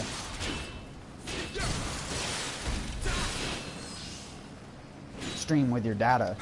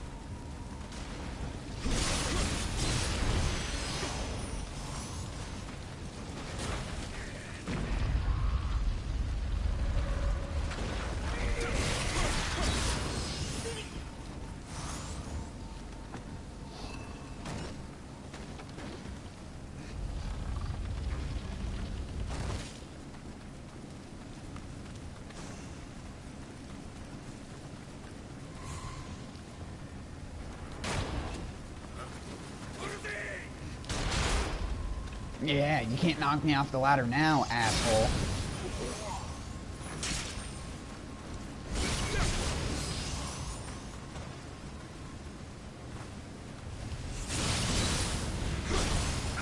What? Fucking, I literally was mashing X as fast as I could. As soon as I got up, he grabbed me.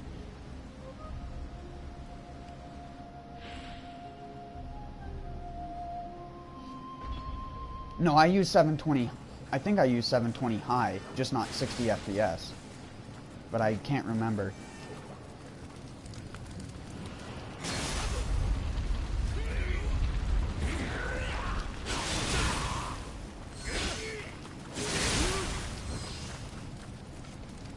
It's the setting under the 60 FPS one. I know that much.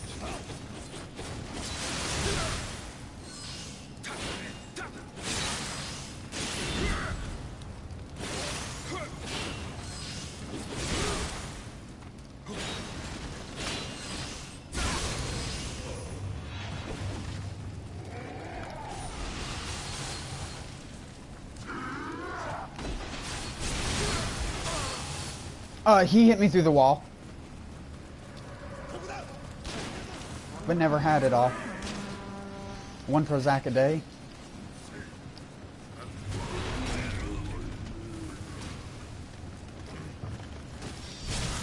He's singing the 1985 song.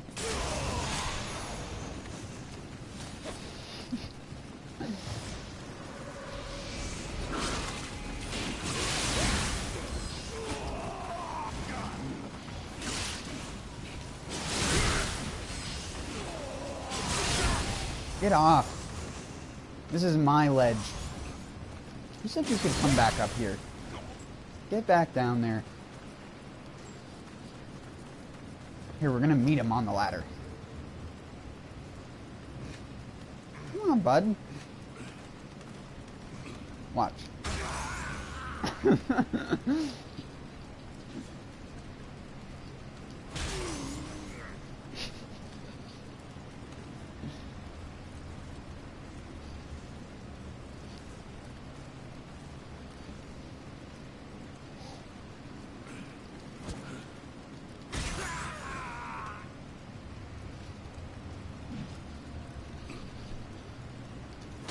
It's not like in Dark Souls where the enemies on the ladders fight back. You can literally do this as long as you want. If you don't know how to attack on ladders, you have to hold the direction and then press the quick attack button. Or the strong attack button, it doesn't matter. You just have to be holding the direction you want to attack in.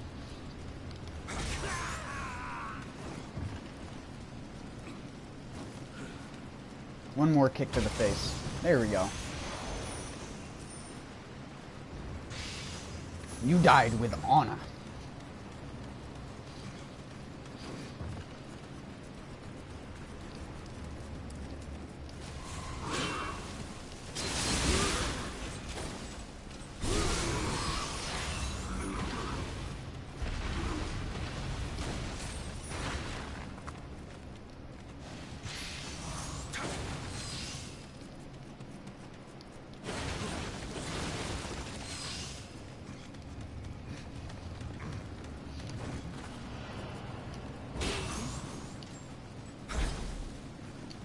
What?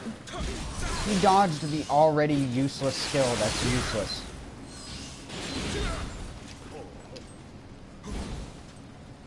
Jesus Christ. What is even the fucking point of this skill if it's so bad? Holy fucking shit. Why'd they even give the dual sword skills to the dual sword from Date? Because it is honestly so garbage and trash. Both of the attacks are. Wow.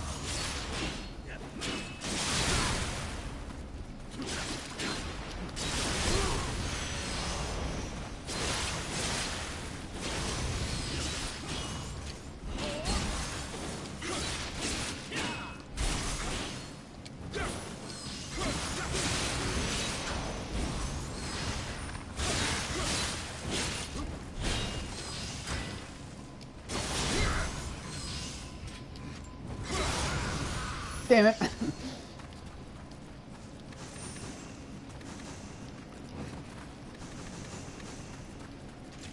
I wanted to Azuna drop him.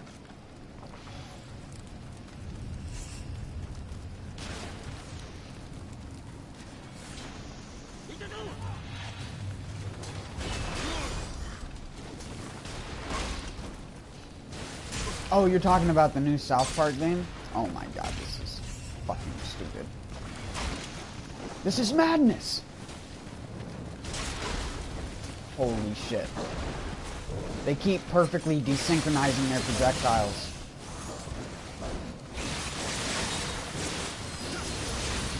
Even the dog's in on it. Dog!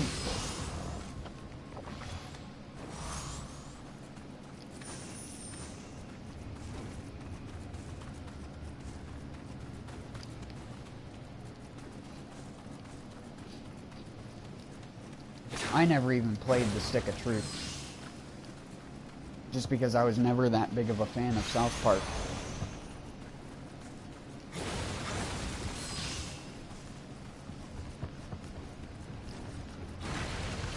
By that I mean I just didn't watch a lot of it.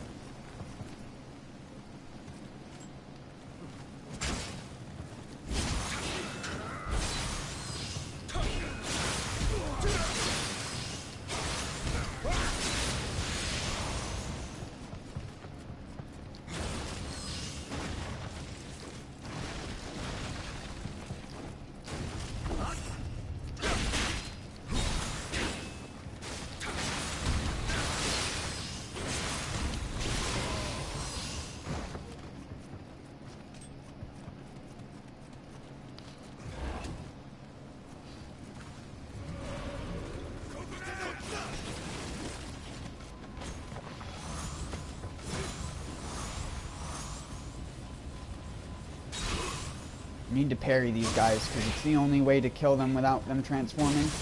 Fuck.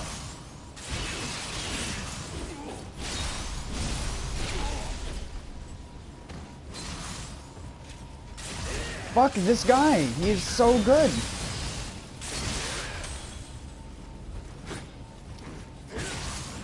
I like how they throw yokai water pots on the ground to try and not look like a yokai. Even though the only other people around them are yokai. Can you explain to me how that attack was not a parry? They're cheaters. How did you miss? Oh my god, you're such a cheater. You have slowed down attacks. I parried the guy behind him.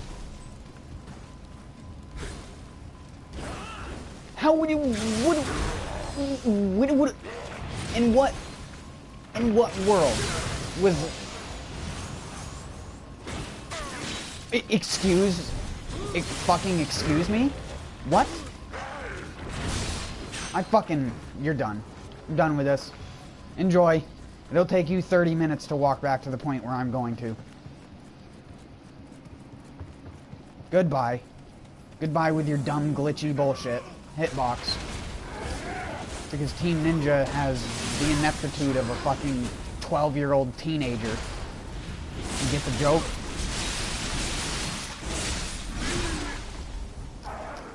I can't get up and use my living weapon. Thank you.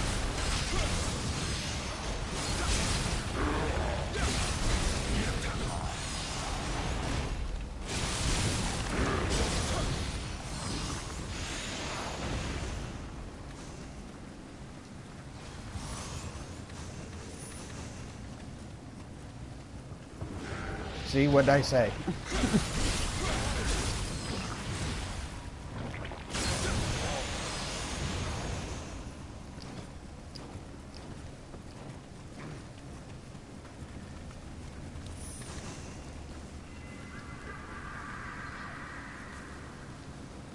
The big Kodama.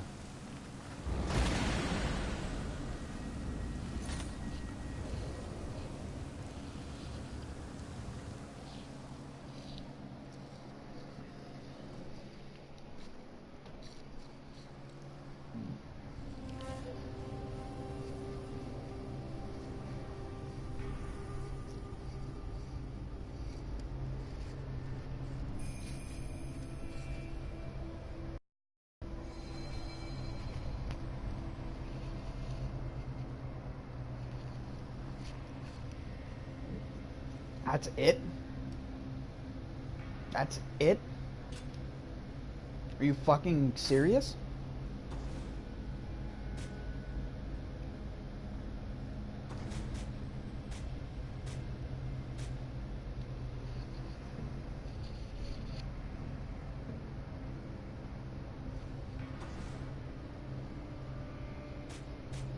I think the quest glitched out or something, because I definitely did not get any armor drops from that. What the fuck?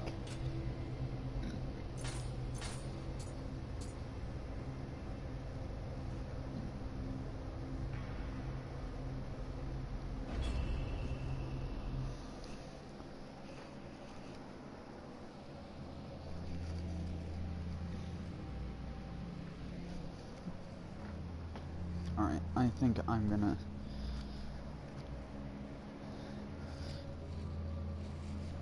go out for a cig real quick. It's been 2 hours since I had one. Well, 2.5 hours, because it took me like 20 minutes to get my shit together before I streamed. But I'll be right back. It's just so fucking cold outside. I gotta put on an extra jacket. I'm wearing a sweatshirt right now. But I gotta put on my winter jacket.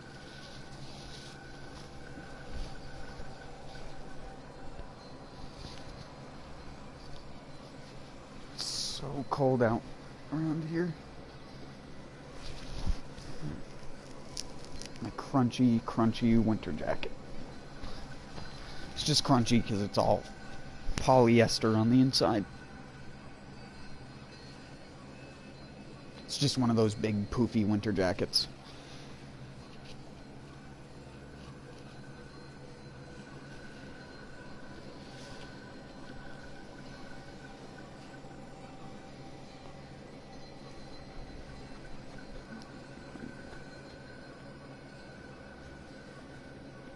I need to sew some of the holes on it though. It's got a hole in the arm and a hole in the shoulder.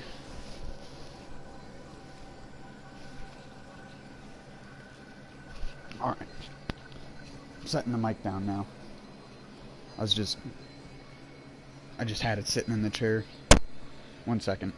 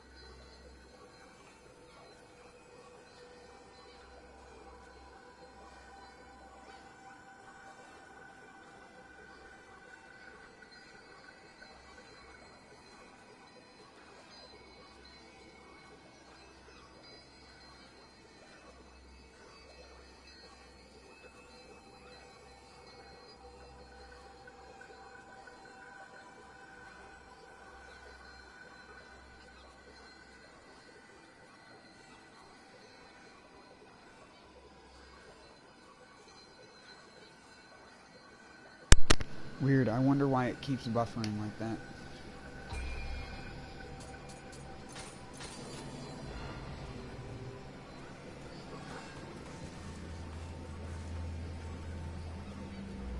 I need to take this jacket off and everything though.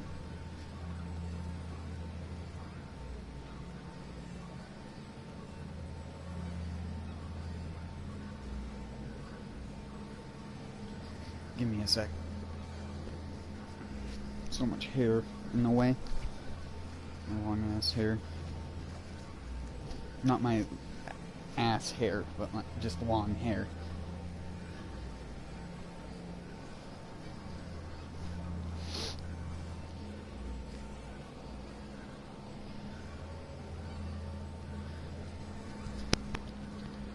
I'll be right back. A couple more seconds. I'm going to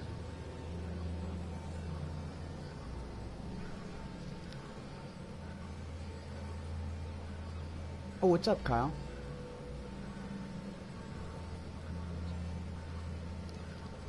How's it going, man? It must be your first time coming to my streams. Sorry, I was just going to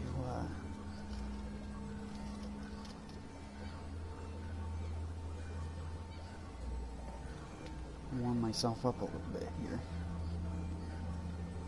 Sorry if I'm not playing. I just came in from outside. I was smoking a cig. I feel quite a bit better. I actually ate earlier without gagging a single time.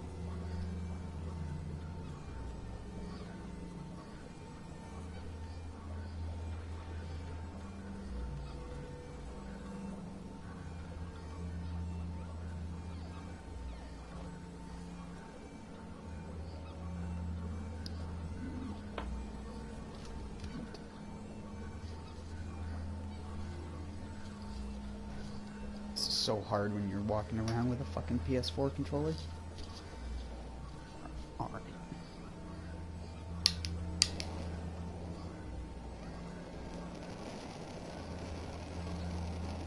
Just a small dab.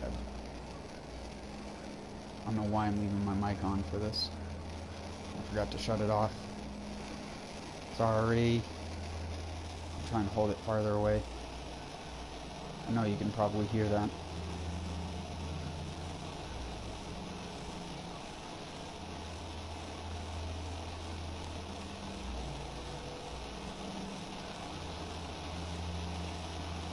Also, sorry if you didn't want me to call you by your real name. Yamun-san is a lot longer.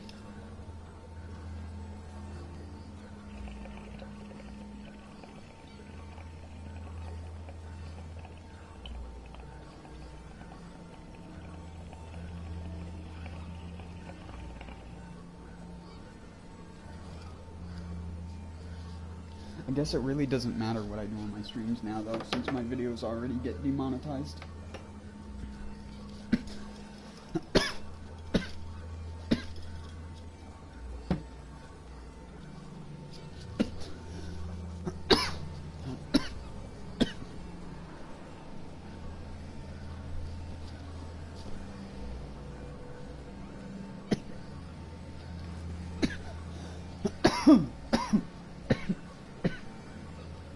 Excuse me.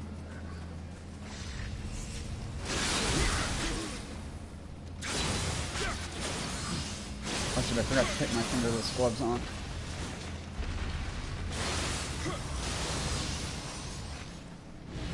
I don't like playing games with them on. For whatever reason, I have like overly sensitive nerves in my hand. And it's like whenever I move on the controller and anything like that, I can feel my muscle like pressing against the cloth.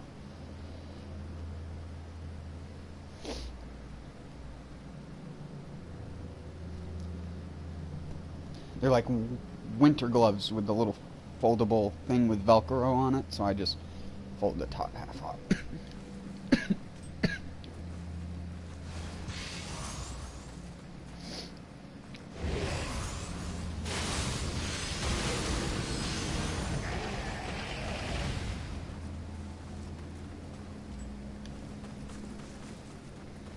He actually got killed by the archer skeleton.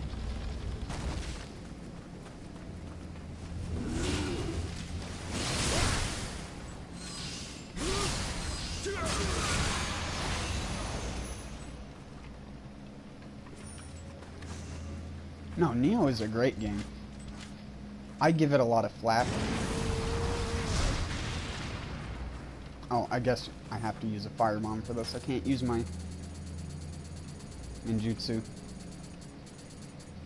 Where are my firebombs?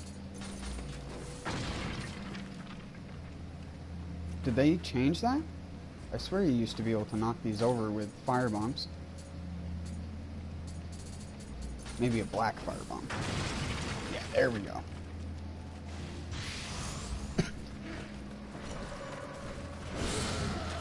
It runs at 60 FPS. I know you can't tell because my stream isn't 60, but if you're wondering why the graphics are so bad, the game has graphic options. They're very minute, though. Oh, fingers smart enough.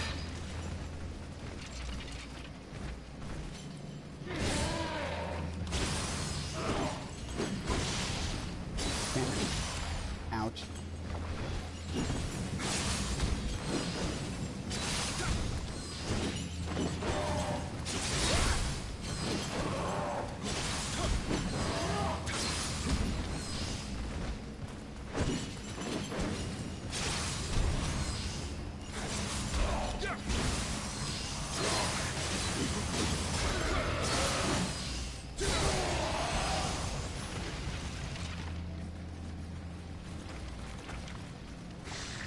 Oh, the skeleton finally dislodged himself.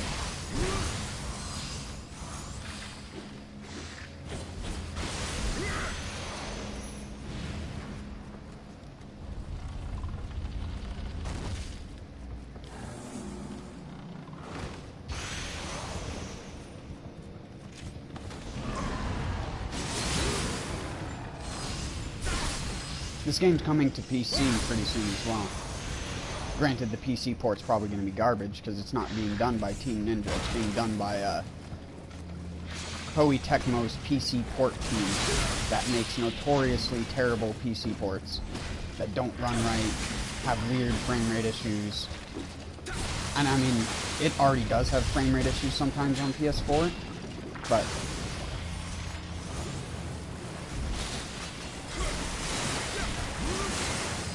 it's not that bad.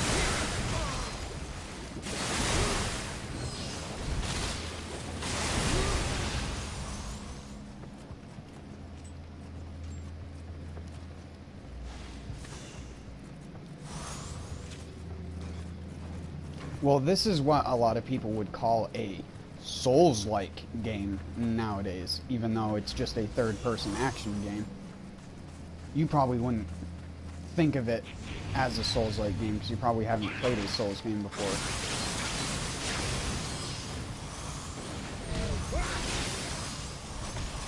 Even though this game has a lot of differences than Dark Souls.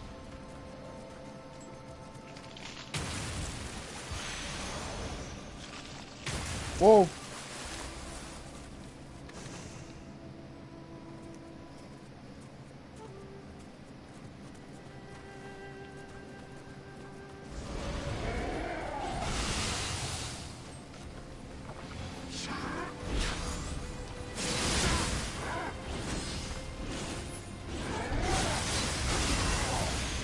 For one thing, this game is a hell of a lot more action orientated, where Dark Souls is more methodical, especially in its later editions.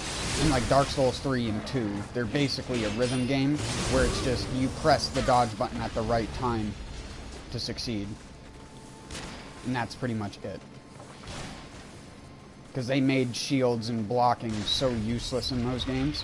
Whereas in this game, you can block 100% physical damage with any weapon.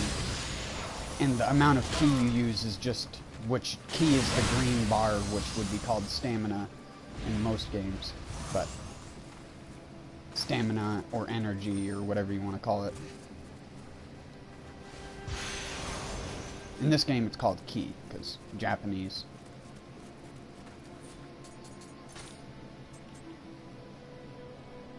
Here's my character. I'm max level currently.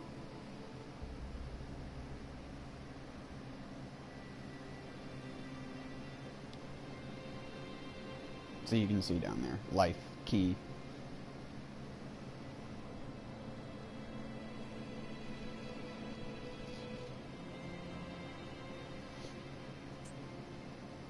It's got a lot of stuff.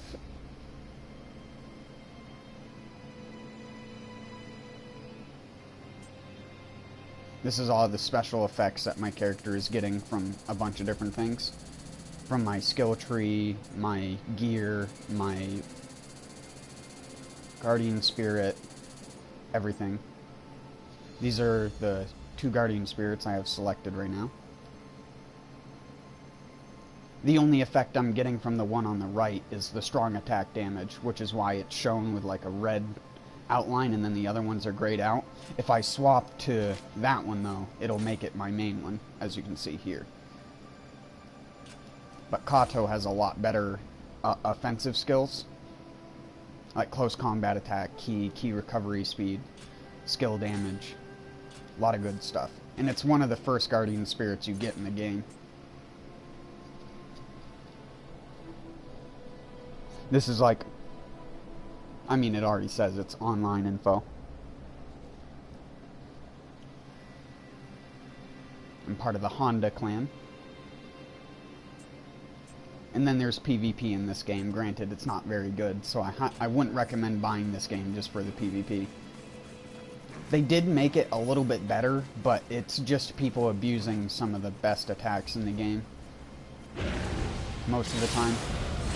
You rarely will find someone who's actually like actively switching stances.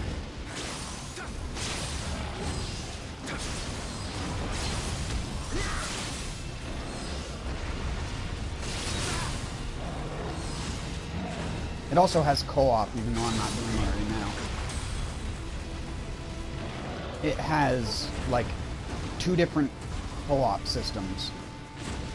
It has one where you play together with whoever you want to play with. You can play together with a random person or have your friend, and that will have you both spawn in the level as the host. So you both can interact with objects and shortcut doors and stuff like that. But the other type is the visitor companion. It's called random encounters, but basically when you're on the map screen, you go to the Torii gate and you go to random encounters, and it will just, if a person is asking for help, you'll just be put into their game. Here, I'll show you what I mean, since the shrine's right over here.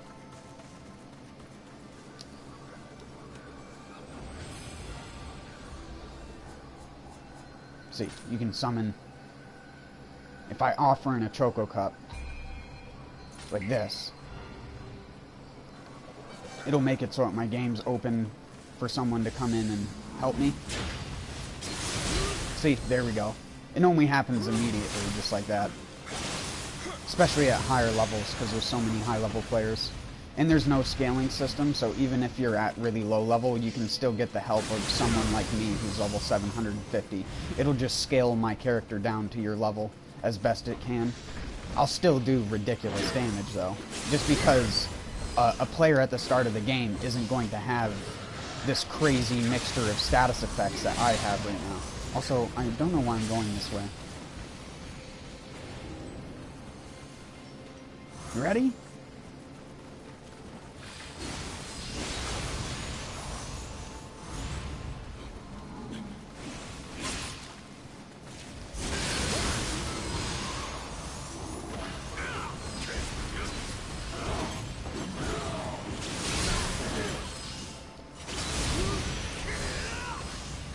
That running attack cheese. That's what I mean. If you went into PvP, if that guy was PvPing with you, he'd be doing running attacks the entire time.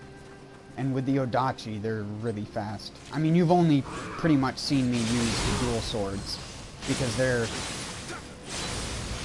my favorite weapon to play with, just because they have the most abusable moveset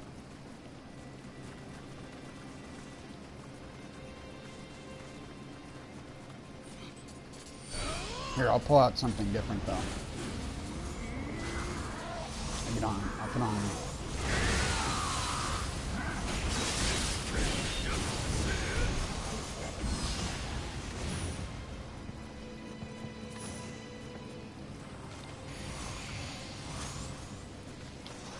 Not really.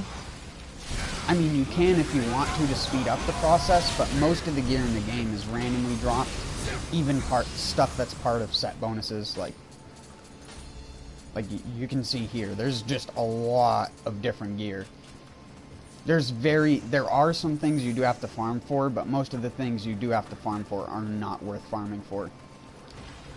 They're just there in case you want to be like a collect them all type of dude. Oh, I'm sorry. I just reset that guy.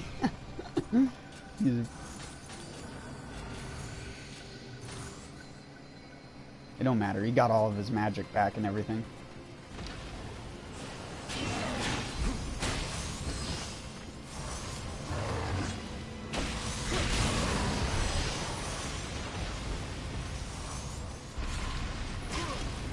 Ow.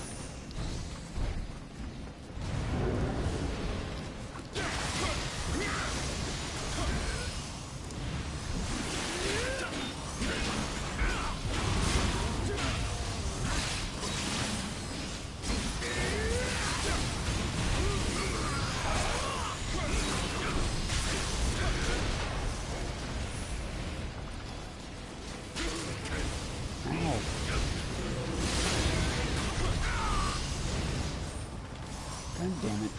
Every person is just a cheese lord now.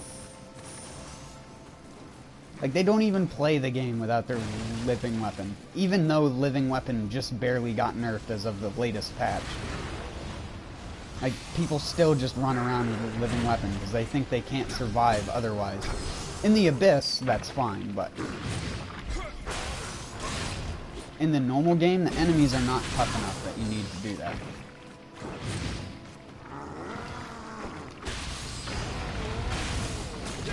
Whoops. That's one of the bad things about the Tonfa. Its tracking is pretty terrible.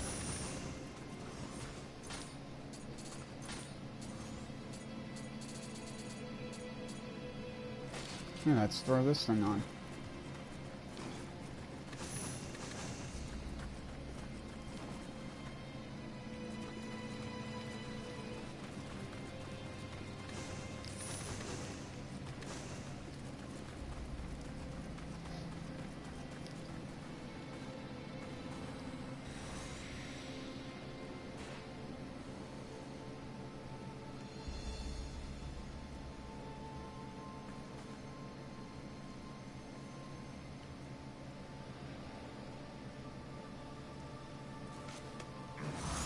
I was just wondering what he was doing.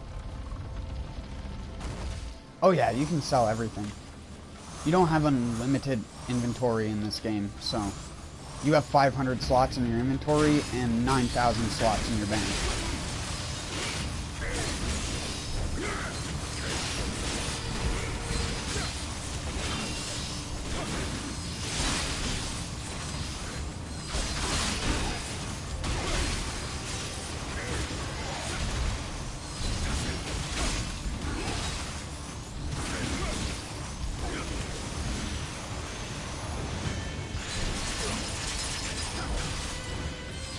Be careful, dude. I don't think this guy was informed that critical living weapon was nerfed.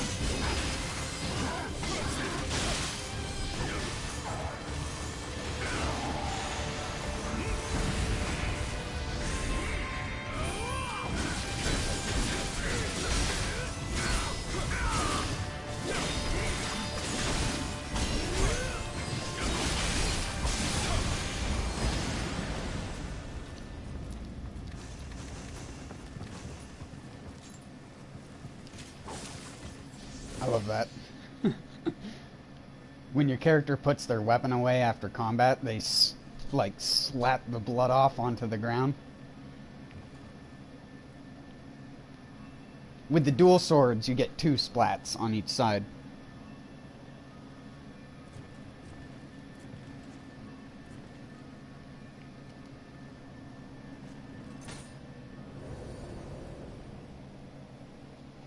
Oh, I mean, that makes sense, but still, that guy I could tell was clearly, like, still geared for critical living weapon. Because he was trying to do it in critical, even though you only want to do it for the tenacity anymore. You can still hit really hard, as that guy just demonstrated. But here's the map screen that I was talking about. I'm in the last difficulty. There is 5 of them.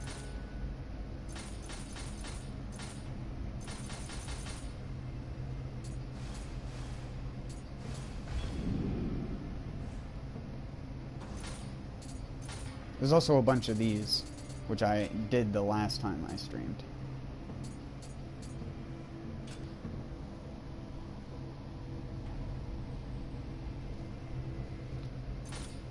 But here, I'll show you. You go to the blacksmith.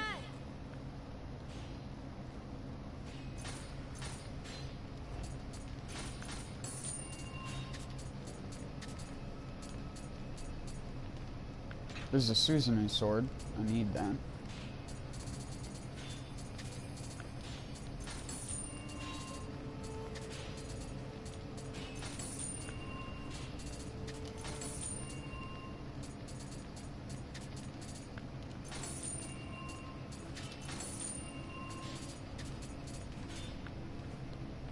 Amaterasu bow. Actually,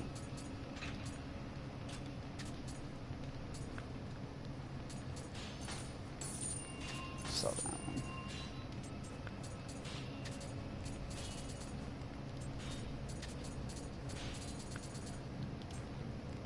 Wait, no.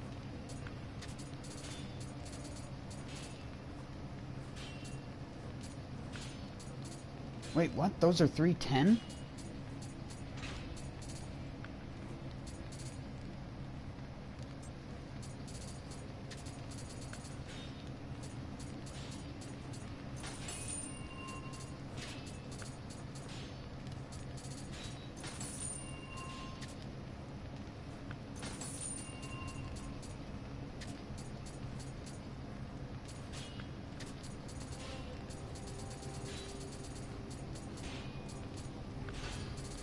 Alright.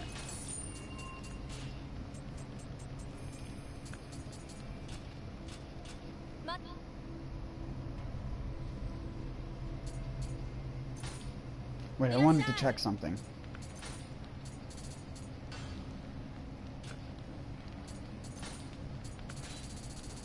I thought you could increase that further.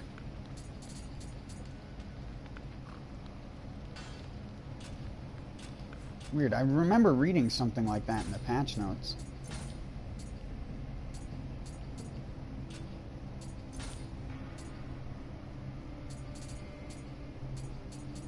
No, I guess. But that's a Dark Souls thing. If you want to know, this is one thing they actually did take from Dark Souls. Because in Dark Souls, if you hold the item button down, or at least in Dark Souls 3 anyways, it'll always reset to the first item in the set.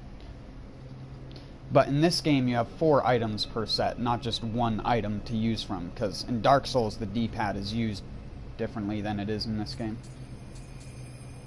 I actually sort of like the way it is used in this game a lot better, because they have the whole press R1, then you press the direction to change your weapons, up or down to change ranged, or left or right to change thing. But this is what I was talking about. You can do this kind of co-op with someone. I've never played Psychonauts 2. I've seen a lot of video on it, though. The only reason I don't get a lot of online games like that is because I like games I can sink thousands of hours into.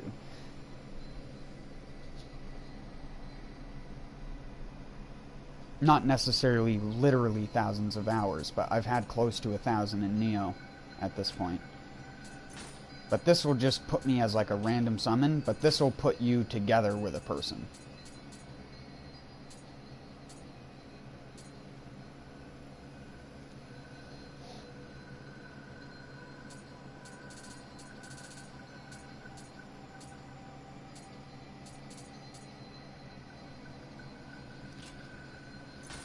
But I could go help someone in the abyss. I could come here and look specifically for someone in the abyss. Some people don't even know that that is a thing. What do you mean you came here too late?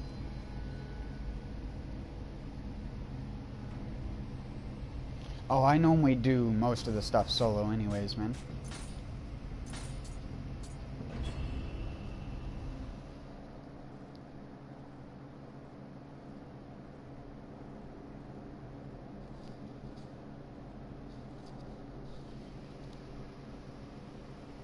I was just trying to show that off to a friend of mine who has never seen this game before, who is in the chat.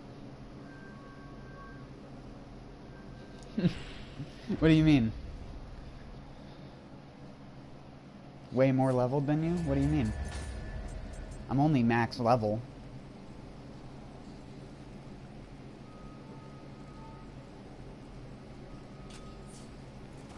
It's no big deal.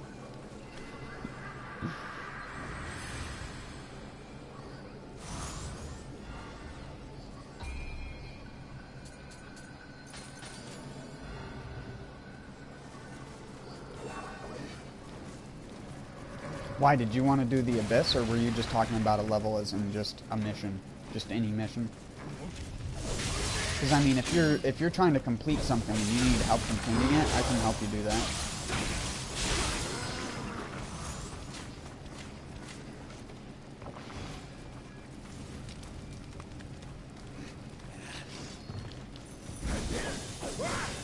Where's my weapon?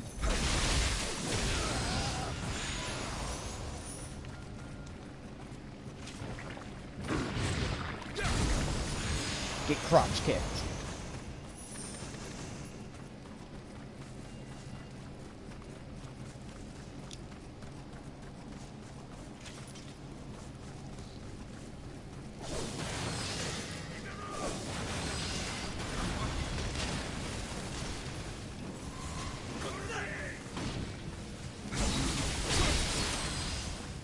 If you're looking for tips on how to beat a lot of the stuff by yourself, you can ask that as well. I mean, I've beaten pretty much the entire game solo, with the exception of like that last mission where I summoned the guy just to show how summoning worked.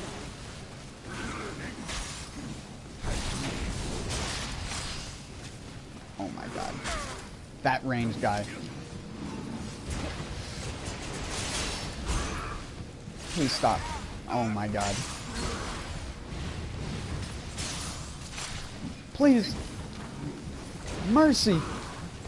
You don't understand. Oh my god. You can't escape the bullets.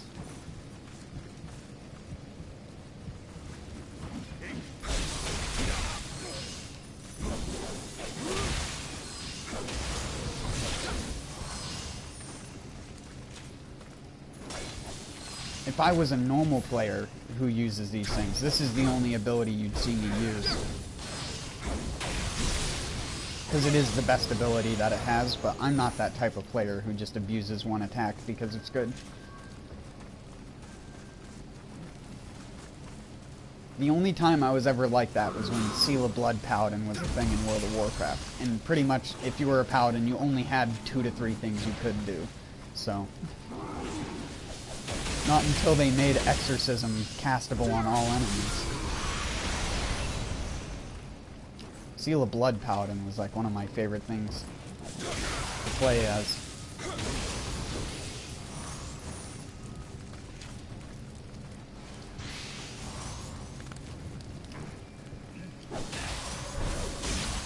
That's a game I can't stand anymore, is World of Warcraft, because every single time I go back to it, I'm just like, I wish they didn't change this.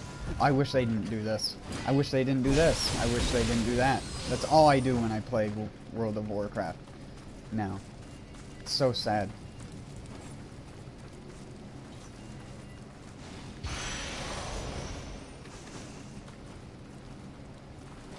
I was like, is he gonna spawn?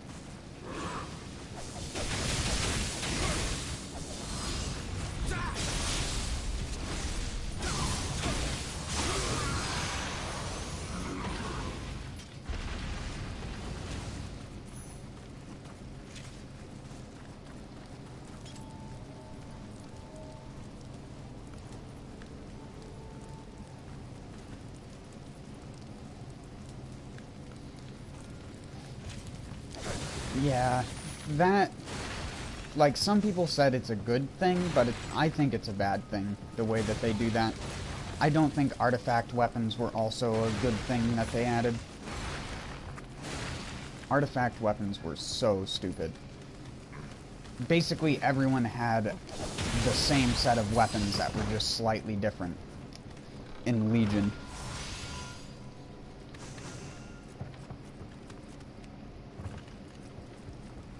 And I just hate how they annihilated all stat differences. They're just like, nope, only characters can now use these stats. And they're the only stats that will impact that character at all. And if you spec into a different tree, then the stats you gain benefits from completely fucking change. Because that makes sense. That shit pissed me off when they made... Whoa!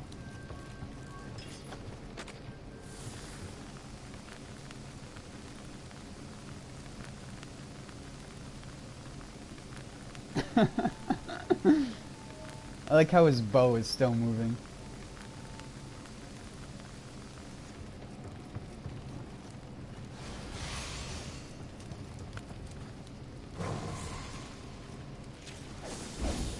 Whoops.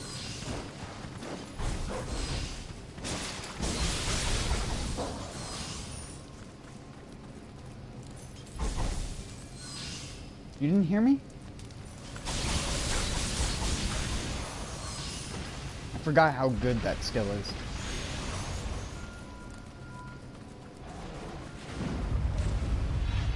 Wow, what a good trap, dude. Master boulder roller.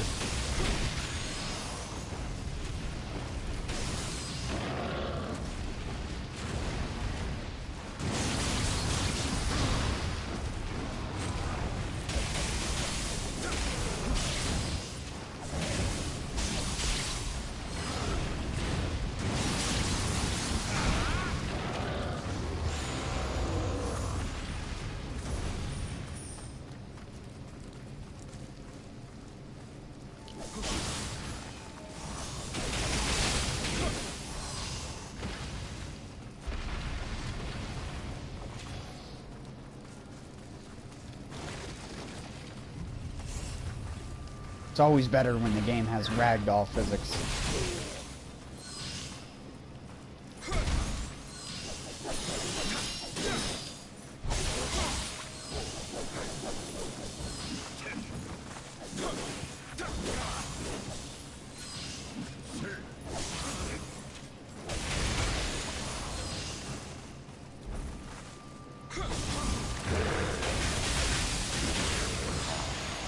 I'm forgetting to use the cool skills.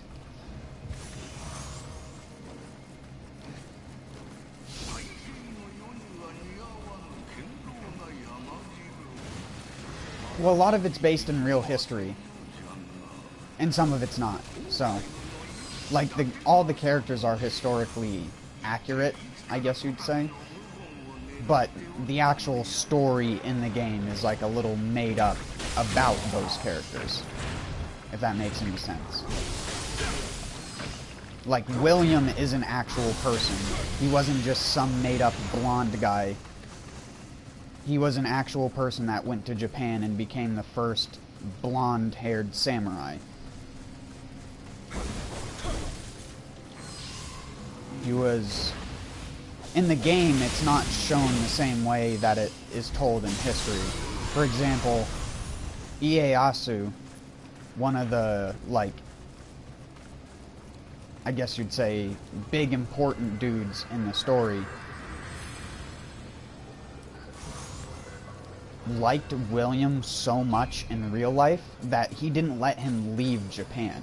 But in the game, William at the end of the game just straight up leaves Japan and goes back to England, because the game doesn't start you out in Japan by default. You actually start in the Tower of London in England. And you have to escape prison. And your guardian spirit, by the name of Irish Gaelic Saoirse, gets stolen from you by this bald-haired man named Kelly. And that's at least the base story of the game without the DLCs, because the DLCs tell the story of the Siege of Osaka. the Date's struggle and the siege of Osaka. But a lot of the stuff in the game is historically accurate. Like, there's a part in the story where it talks about how William traveled from England with 3 other boats, and the other boats sank, and he was left with only like 20 people out of the 300 or so that had originally started the mission. And the ship that was left was called the Lifta, and it rotted in one of Japan's harbors after he made it to Japan. It rotted and finally sank after being in Japan's harbor for like a couple months, if I remember the proper history.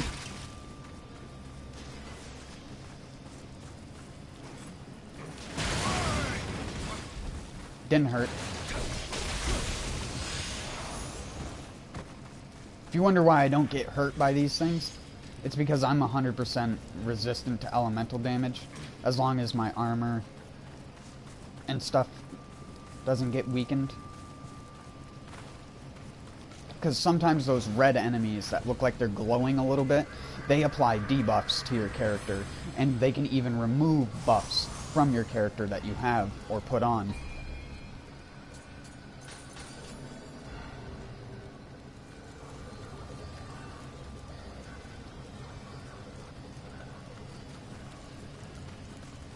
Yeah, I think the choice of having an Irish voice actor was really weird. But I also understand it was like one of the few actors they could come by. If you go and look up, there's another game that Koei Tecmo publishes. I think they even developed it. But if you go and look up Warriors All-Stars, the most recent edition that's released in 2017 has William in it from Nioh. And some of his voice lines in that game are so cringy and awkward because it was so clear that a Japanese person wrote them and that some English guy just had to awkwardly translate it.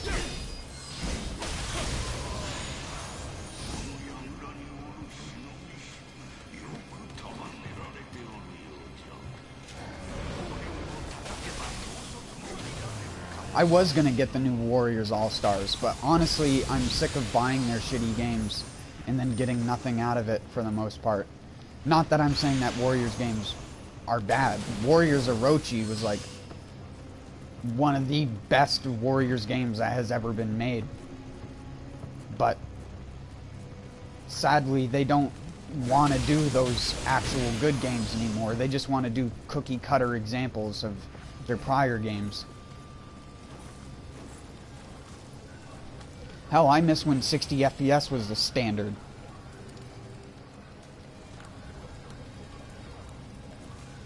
Yeah. Again, I'm not trying to put flack on them. The Warriors games are still what they are. They're Warriors games. They're just lackluster and haven't really improved at all. And in fact have gotten worse in some areas. Like, using William in the new Warriors All-Stars game is really, really weird. He just doesn't feel like he fits in at all. He's the only character that speaks English.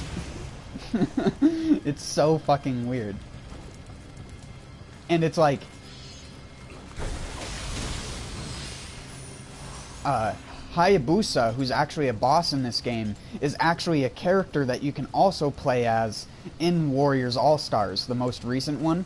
And he, funny enough, when he meets William in Warriors All-Stars, William says something along the lines of, "Oh, you're a ninja just like Hanzo. You'll make a great companion." And it's just like, so awkward and cringy.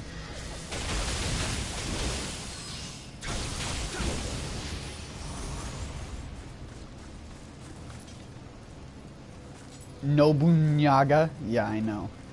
That shit kills me. Team Ninja, I think, has done the best Oda Nobunaga in a video game, and it's still a shitty Oda Nobunaga.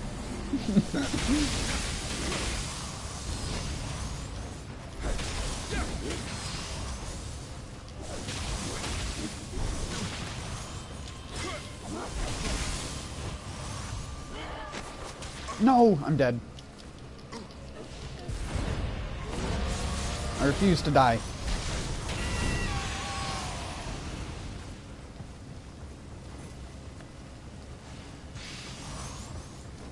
So lucky that she didn't follow up.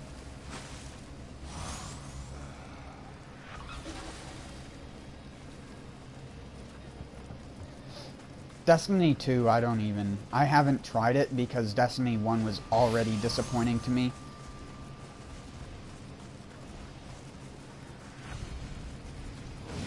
Borderlands did guns so much better than that game. You can't have a randomized system of guns, but have guns with preset parts on them that are also just, like, there's nothing really that crazy cool about finding an Ingram that is exotic and then having it turn into a fucking, not even an exotic. Like, I don't know, that game pisses me off so much. Watching people who AFK in the Crucible get as much of a reward as it for people who top score and don't even die.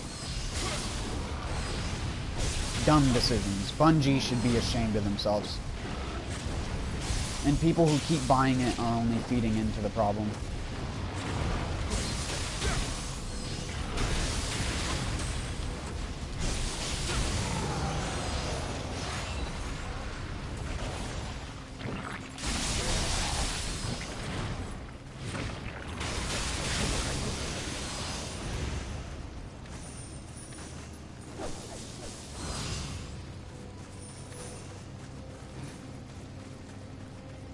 It's cookie cutter.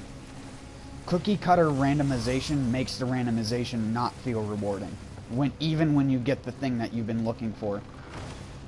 The only thing you're like is like, yeah, I finally got it. Yay, I'm gonna use it for 5 minutes and then realize how trash it is because only like 5% of the exotics are actually good. Yay, thanks, Bungie.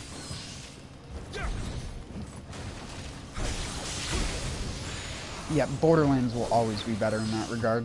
I don't care about fucking PvP. And I do not want Borderlands 3 to have PvP in it. That is one thing I really hope they don't do. Is go down that road. No Destiny. I want to see no traces of Destiny inspiration in my Borderlands 3. I want it to just be fucking Borderlands with new gun parts. Not the same gun parts, new gun parts.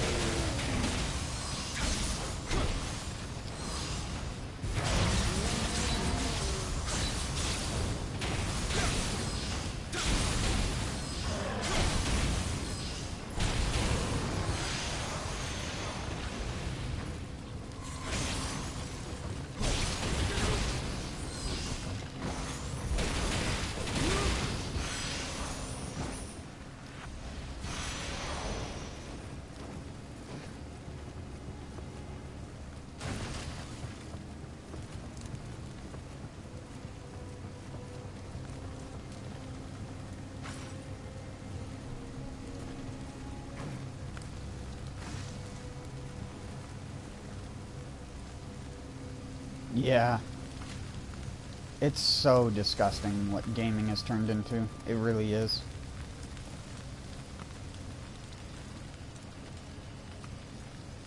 Oh shit, I forgot to get one of the blue guys. They'll shoot at you in the boss fight if you don't kill them.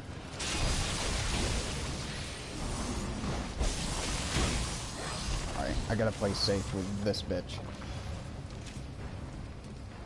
Where are you going?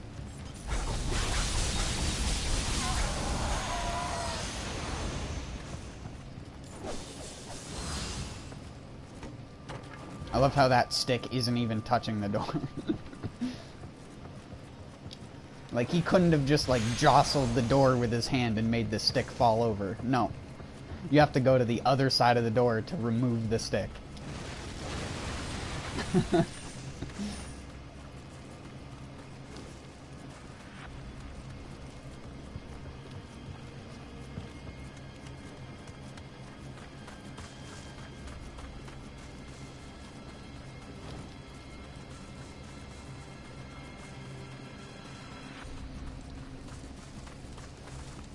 I got that one. The only one I'm missing is this one over here.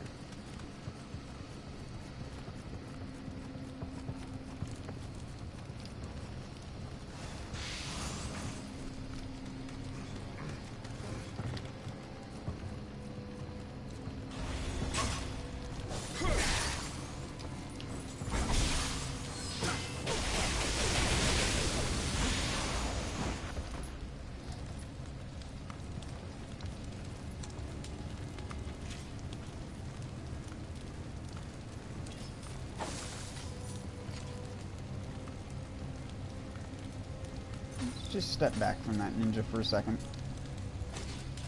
I want to make him regret everything he's ever done to be a ninja. Fucking destroyed. How are you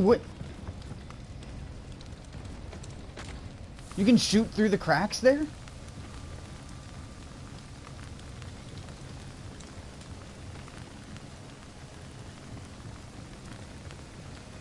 What? What? How the fuck did he hit me? Fucking wall hacks. Aimbot. I hate your everything. Oh my god. Your everything is just awful.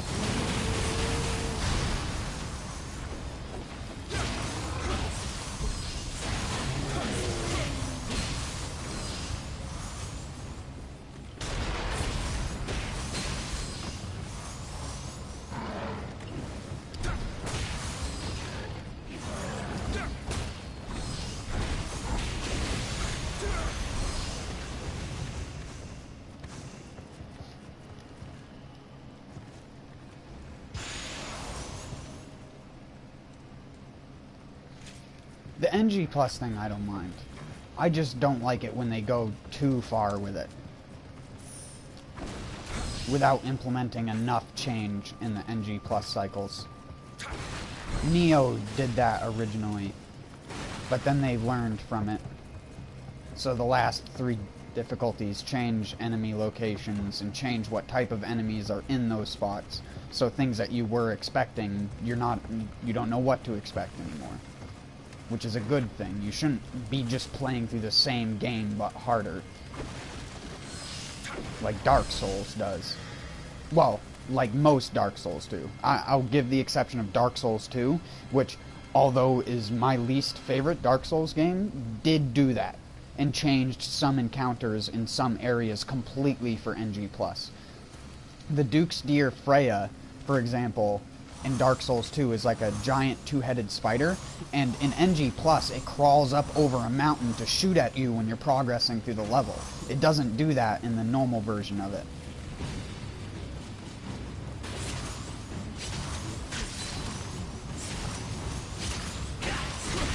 That's a funny glitch. If you ever wanted to see a funny glitch, that's a funny glitch. Oh my god, they added even more people in NG+. I didn't think there was a fucking ninja up there.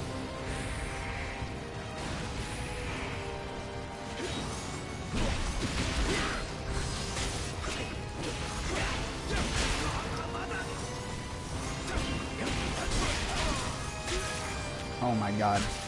I'm being hammered. Doesn't matter.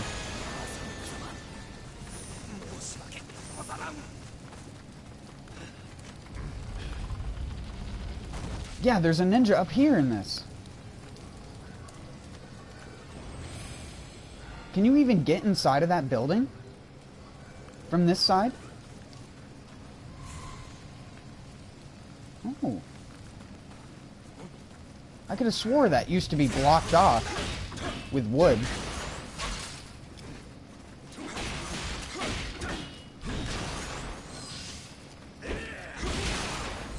I know in the normal version there's only 3. There's only 3 of them. There's the one in this tower, and then the 2 other towers, which are over there, that have despawned. There we go. Those 2 towers and this tower in the normal version. I didn't even realize they added this one. I don't even think it's like that in Way of the Wise.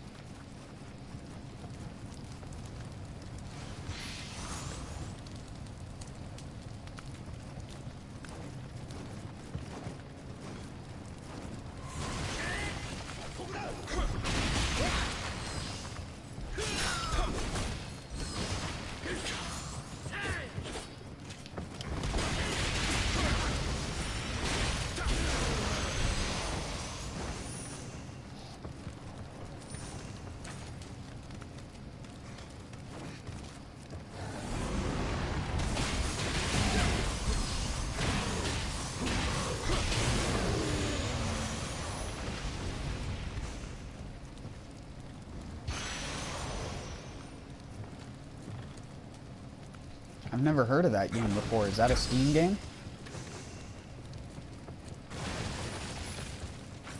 BlazBlue.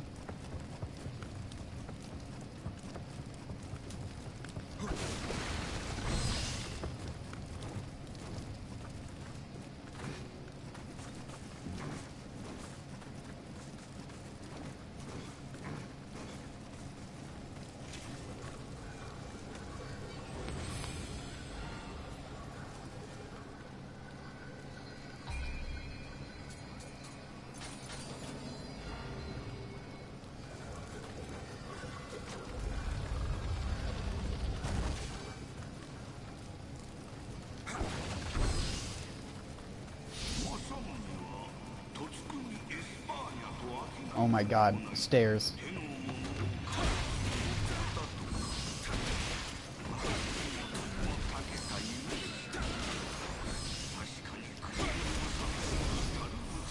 I love that.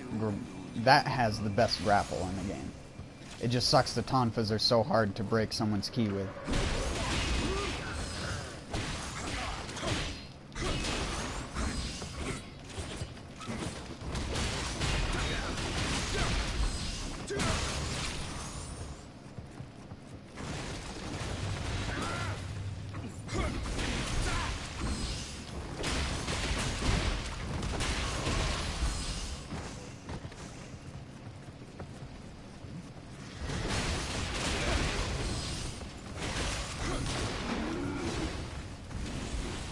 Oh no, I woke up the beast.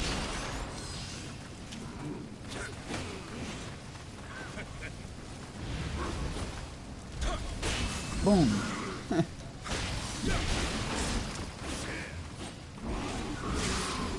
Shit, you tripped me.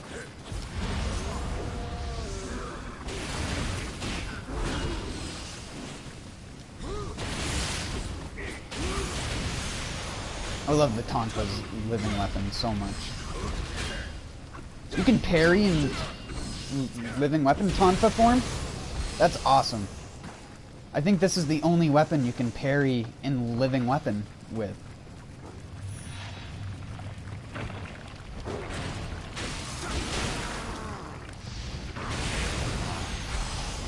Never tried doing it until now.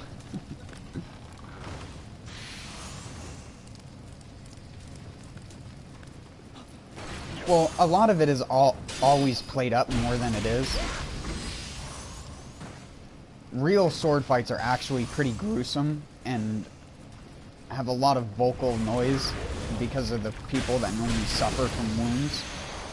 Because the only places that you're gonna get stabbed are either because you got stabbed or hit with something that has so much force it penetrated your armor, or you got stabbed in between the creases of your armor and then you couldn't move. Like if you got stabbed in between the shoulder area, like you see like right in the armpit zone where that little crease is, if you got stabbed right there, that would fucking hurt and you wouldn't be able to use your arm at all anymore.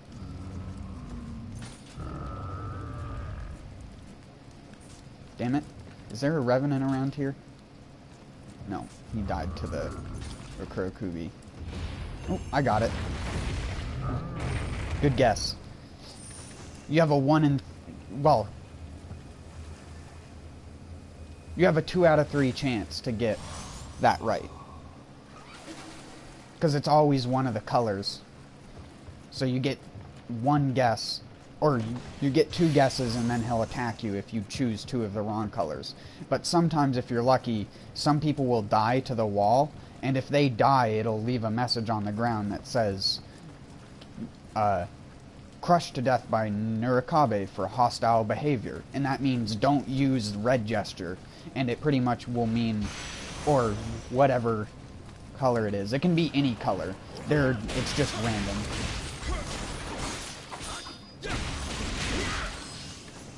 I believe the color of the eyes are completely random upon starting the level. Or not the color of the eyes, but the color that they want. I've already disproved the whole them having eye color thing determines what gesture to choose.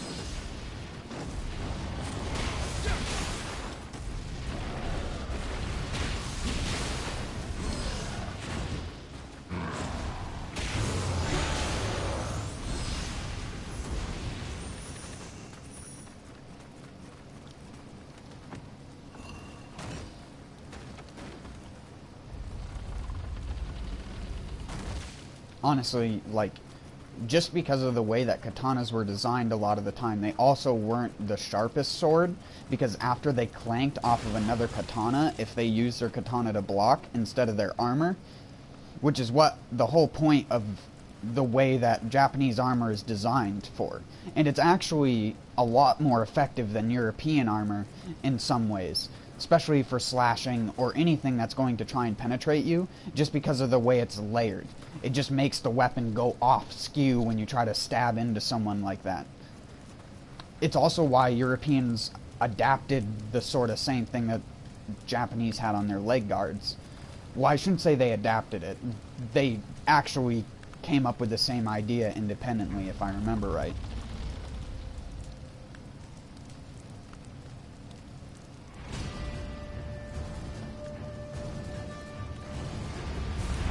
Oh, then you probably don't like Beauty and the Beast, do you? Whew. That was a close one.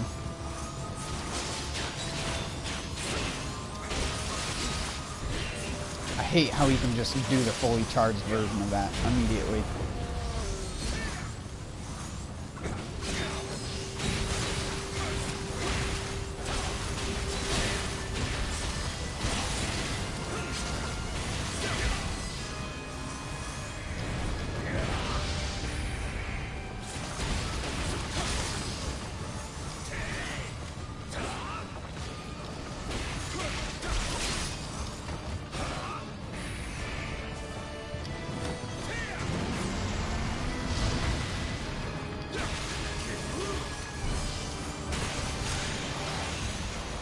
Destroyed, home slice.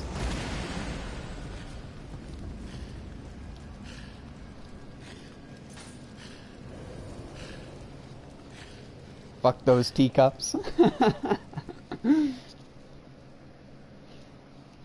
The animated broom and everything like that. I've always loved shit like that.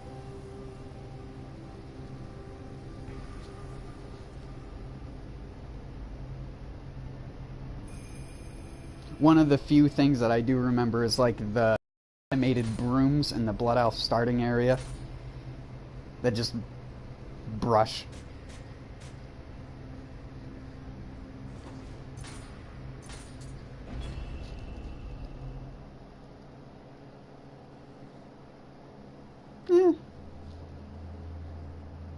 Eventually everything will have some sort of artificial intelligence in it. Even your toaster in like 20 years will have AI in it that determines the proper bread to crisp ratio for the person. It's like you make one slice and then you put down that amount of time and then boom. Every single time you put it in, it does it perfect. If it heats it slightly unevenly, it has a sensor inside to detect the part where it didn't get heated quite evenly, so it like adjusts constantly. Fuck, there are refrigerators that do that now. You don't even have to adjust the temperature, it does it for you. You just set whatever recommended temperature you want, and then it'll just stay at that temperature, regardless of it being hot or cold out.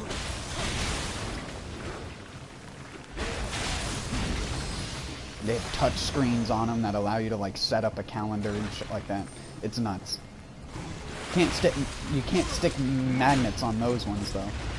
That's something I would love to see a family accidentally do. Buy one of those things and then stick a fucking magnet on it and completely ruin the digital display.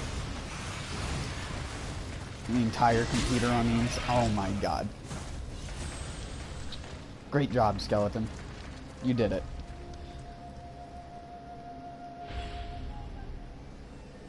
Well, it's coming here more often.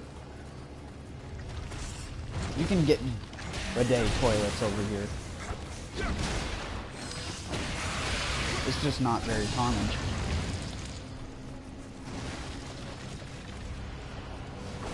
You'll find them mostly in LA because of the hipsters.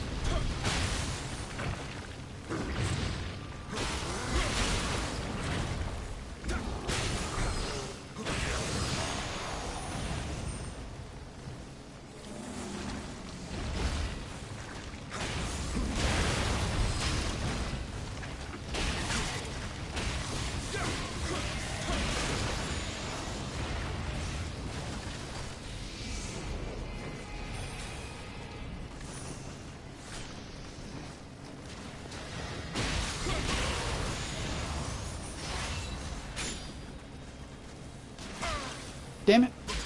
Damn it! Damn it!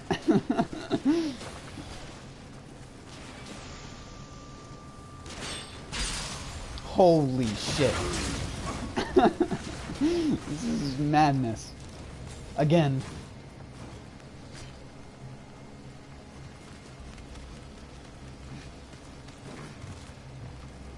Received firearms damage would be really useful for this one. Just get pummeled by arrows. You'd just be able to walk through that area. It wouldn't even matter. You wouldn't even need to kill an enemy because they just all try and shoot at you. Oh my word.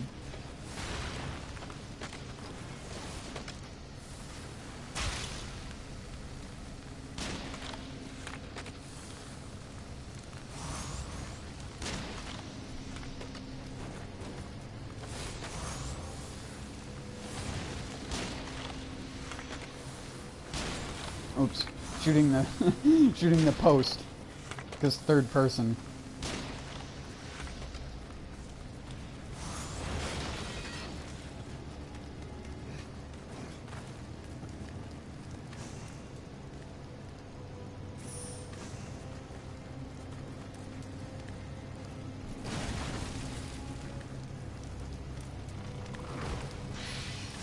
I mean, regardless of what's going to happen in the future, AI will become a major part of everything. But I think everybody, like, overreacts to the idea of AI. Because unless you create some way for that AI to learn outside of what it's already been pre-programmed to, it'll still have a limited amount of learning. Especially if that AI accesses the internet and the AI has its own memory. It'll have to constantly go through that shit.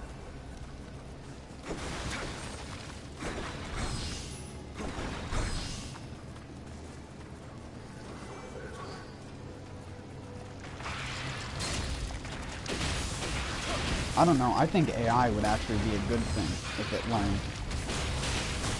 Because it would either be corrupt as fuck, or it would be something that actually united the world.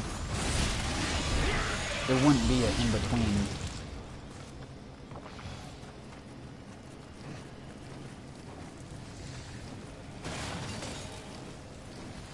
At least not in my own. Oh my god, he shot me in the air.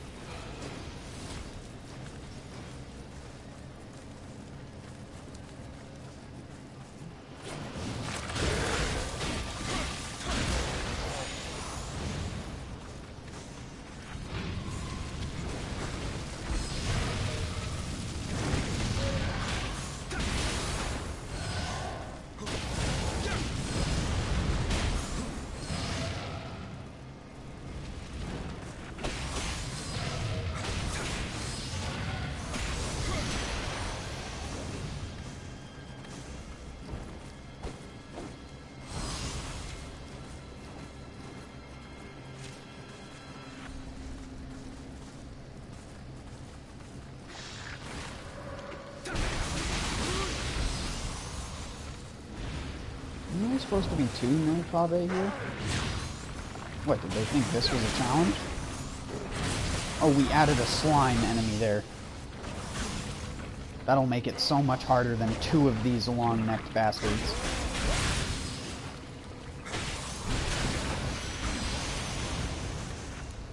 I wonder what their thought process was for rebalancing that.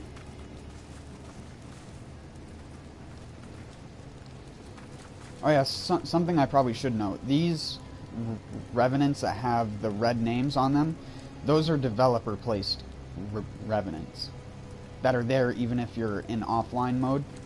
But these ones over here that have, like, this one has a clan, like the name, and if you have a combat title selected, it'll show your combat title. Like, see, when I die, it would say Warlord Dr. Roxo 11. Like this person, how it says, I thought I was a goner. Because there's so many different, there's literally hundreds of these. And any of these things you can set as your thing. That's win 10 PvP battles in a row. I could have swore it used to be 20. I could have swore that used to be 20.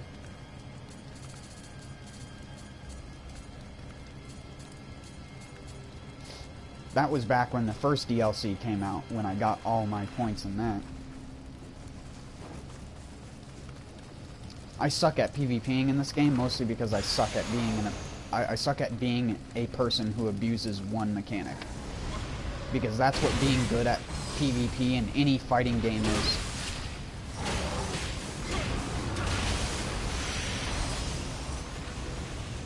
is abusing the fuck out of a gimmick of combos that you find.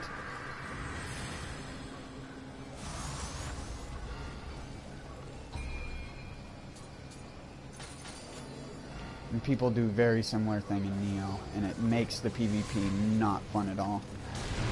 Because people will literally have the same skill assigned to 3 different stances.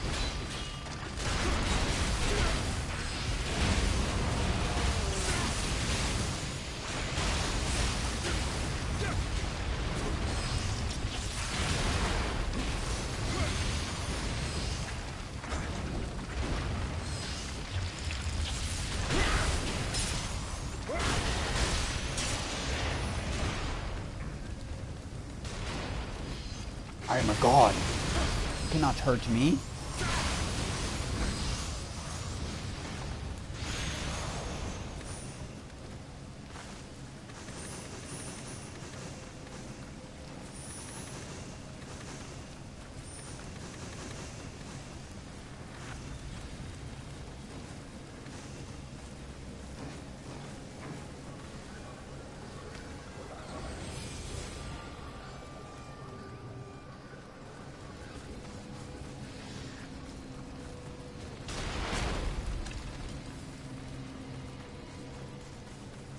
Oh shit, I forgot about the umbrellas.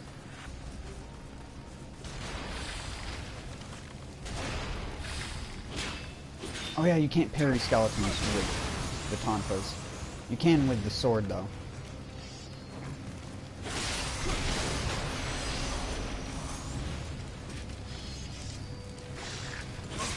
That was way too early.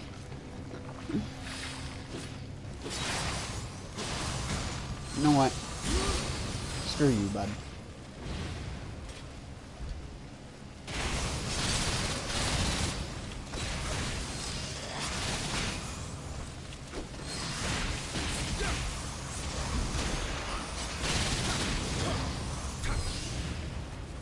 Those damn umbrellas.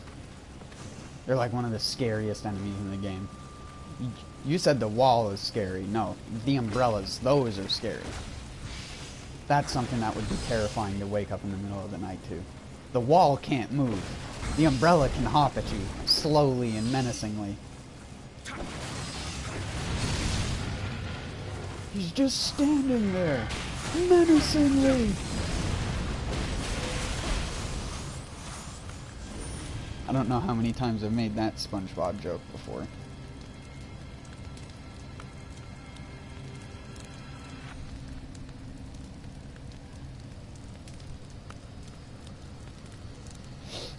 That's cool that you even know that. I always thought that was a weird thing. I know that the, like, Samurai Warriors one is in front of a gravestone because Team Ninja won't make another Samurai Warriors game. And then there's, in the mission where you have to kill the Ogress, there's the Revenant that is called Reboot Rygar, which is another reference to one of their game series. They also have the name of one of the head producers of Koei Tecmo, I think, as a Revenant somewhere in the game. Or at least it was in the alpha test. I don't know if it's in the final release of the game, but it was definitely in the alpha test. I remember them talking about it because they did it as a joke.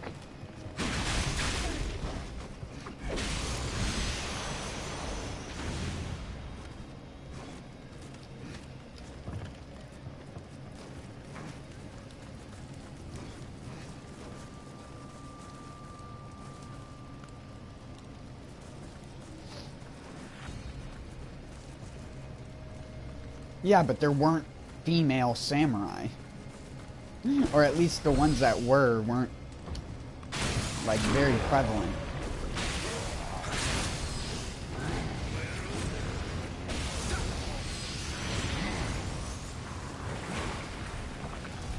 The ones that were did it regardless of what people told them to do, and often were scrutinized. And most never fought in actual battles or wars.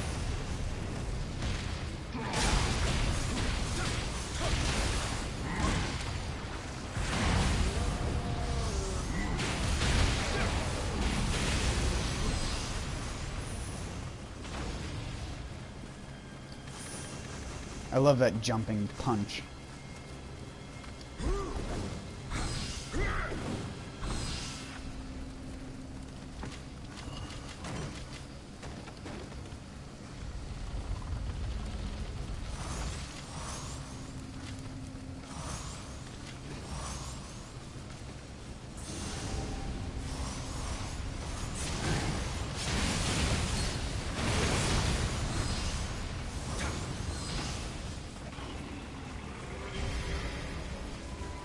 Get down here, boyo. Time to get your ass kicked.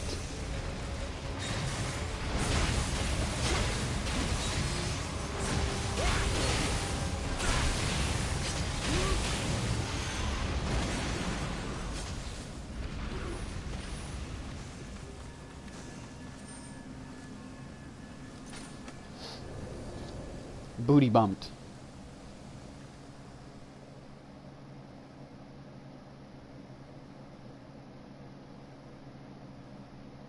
Yeah, that's true.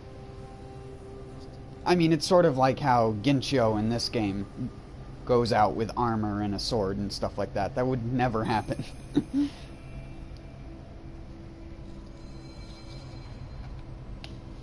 Even though their backstory is mostly true. She was actually, like, versed in combat. She's probably one of the few that they could actually make a like, Samurai Warriors character.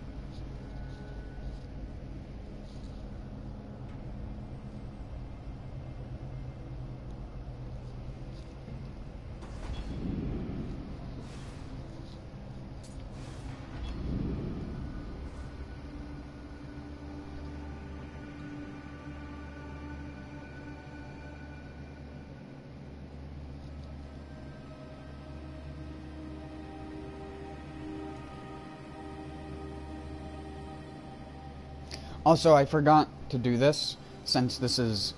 I'm gonna stop playing here, and I'll probably be back tomorrow to play some more. Just because I want to go try and eat something.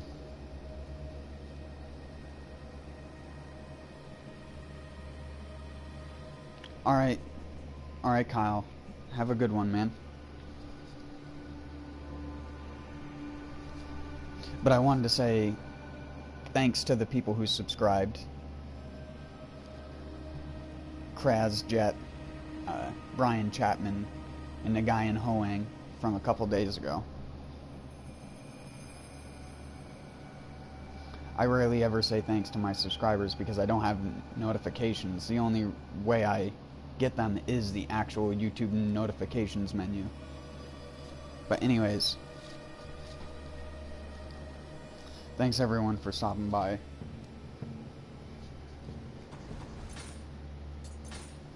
And thank you for watching. I'm just gonna empty my inventory real quick here so I don't have to do it next time I start playing.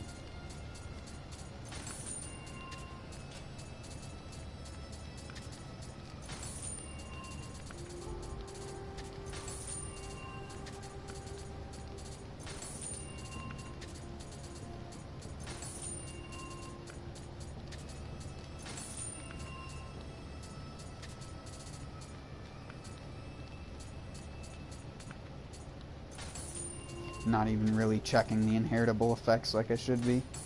Oh well.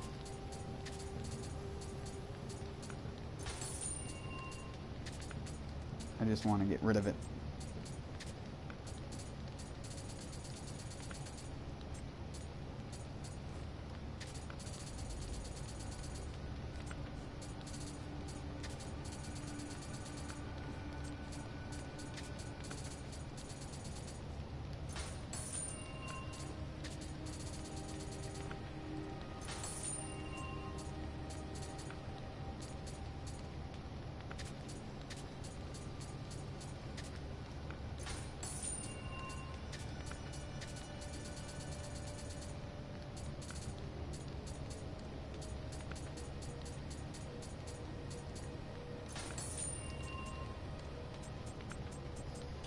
Alright. Yeah. Peace out, everyone.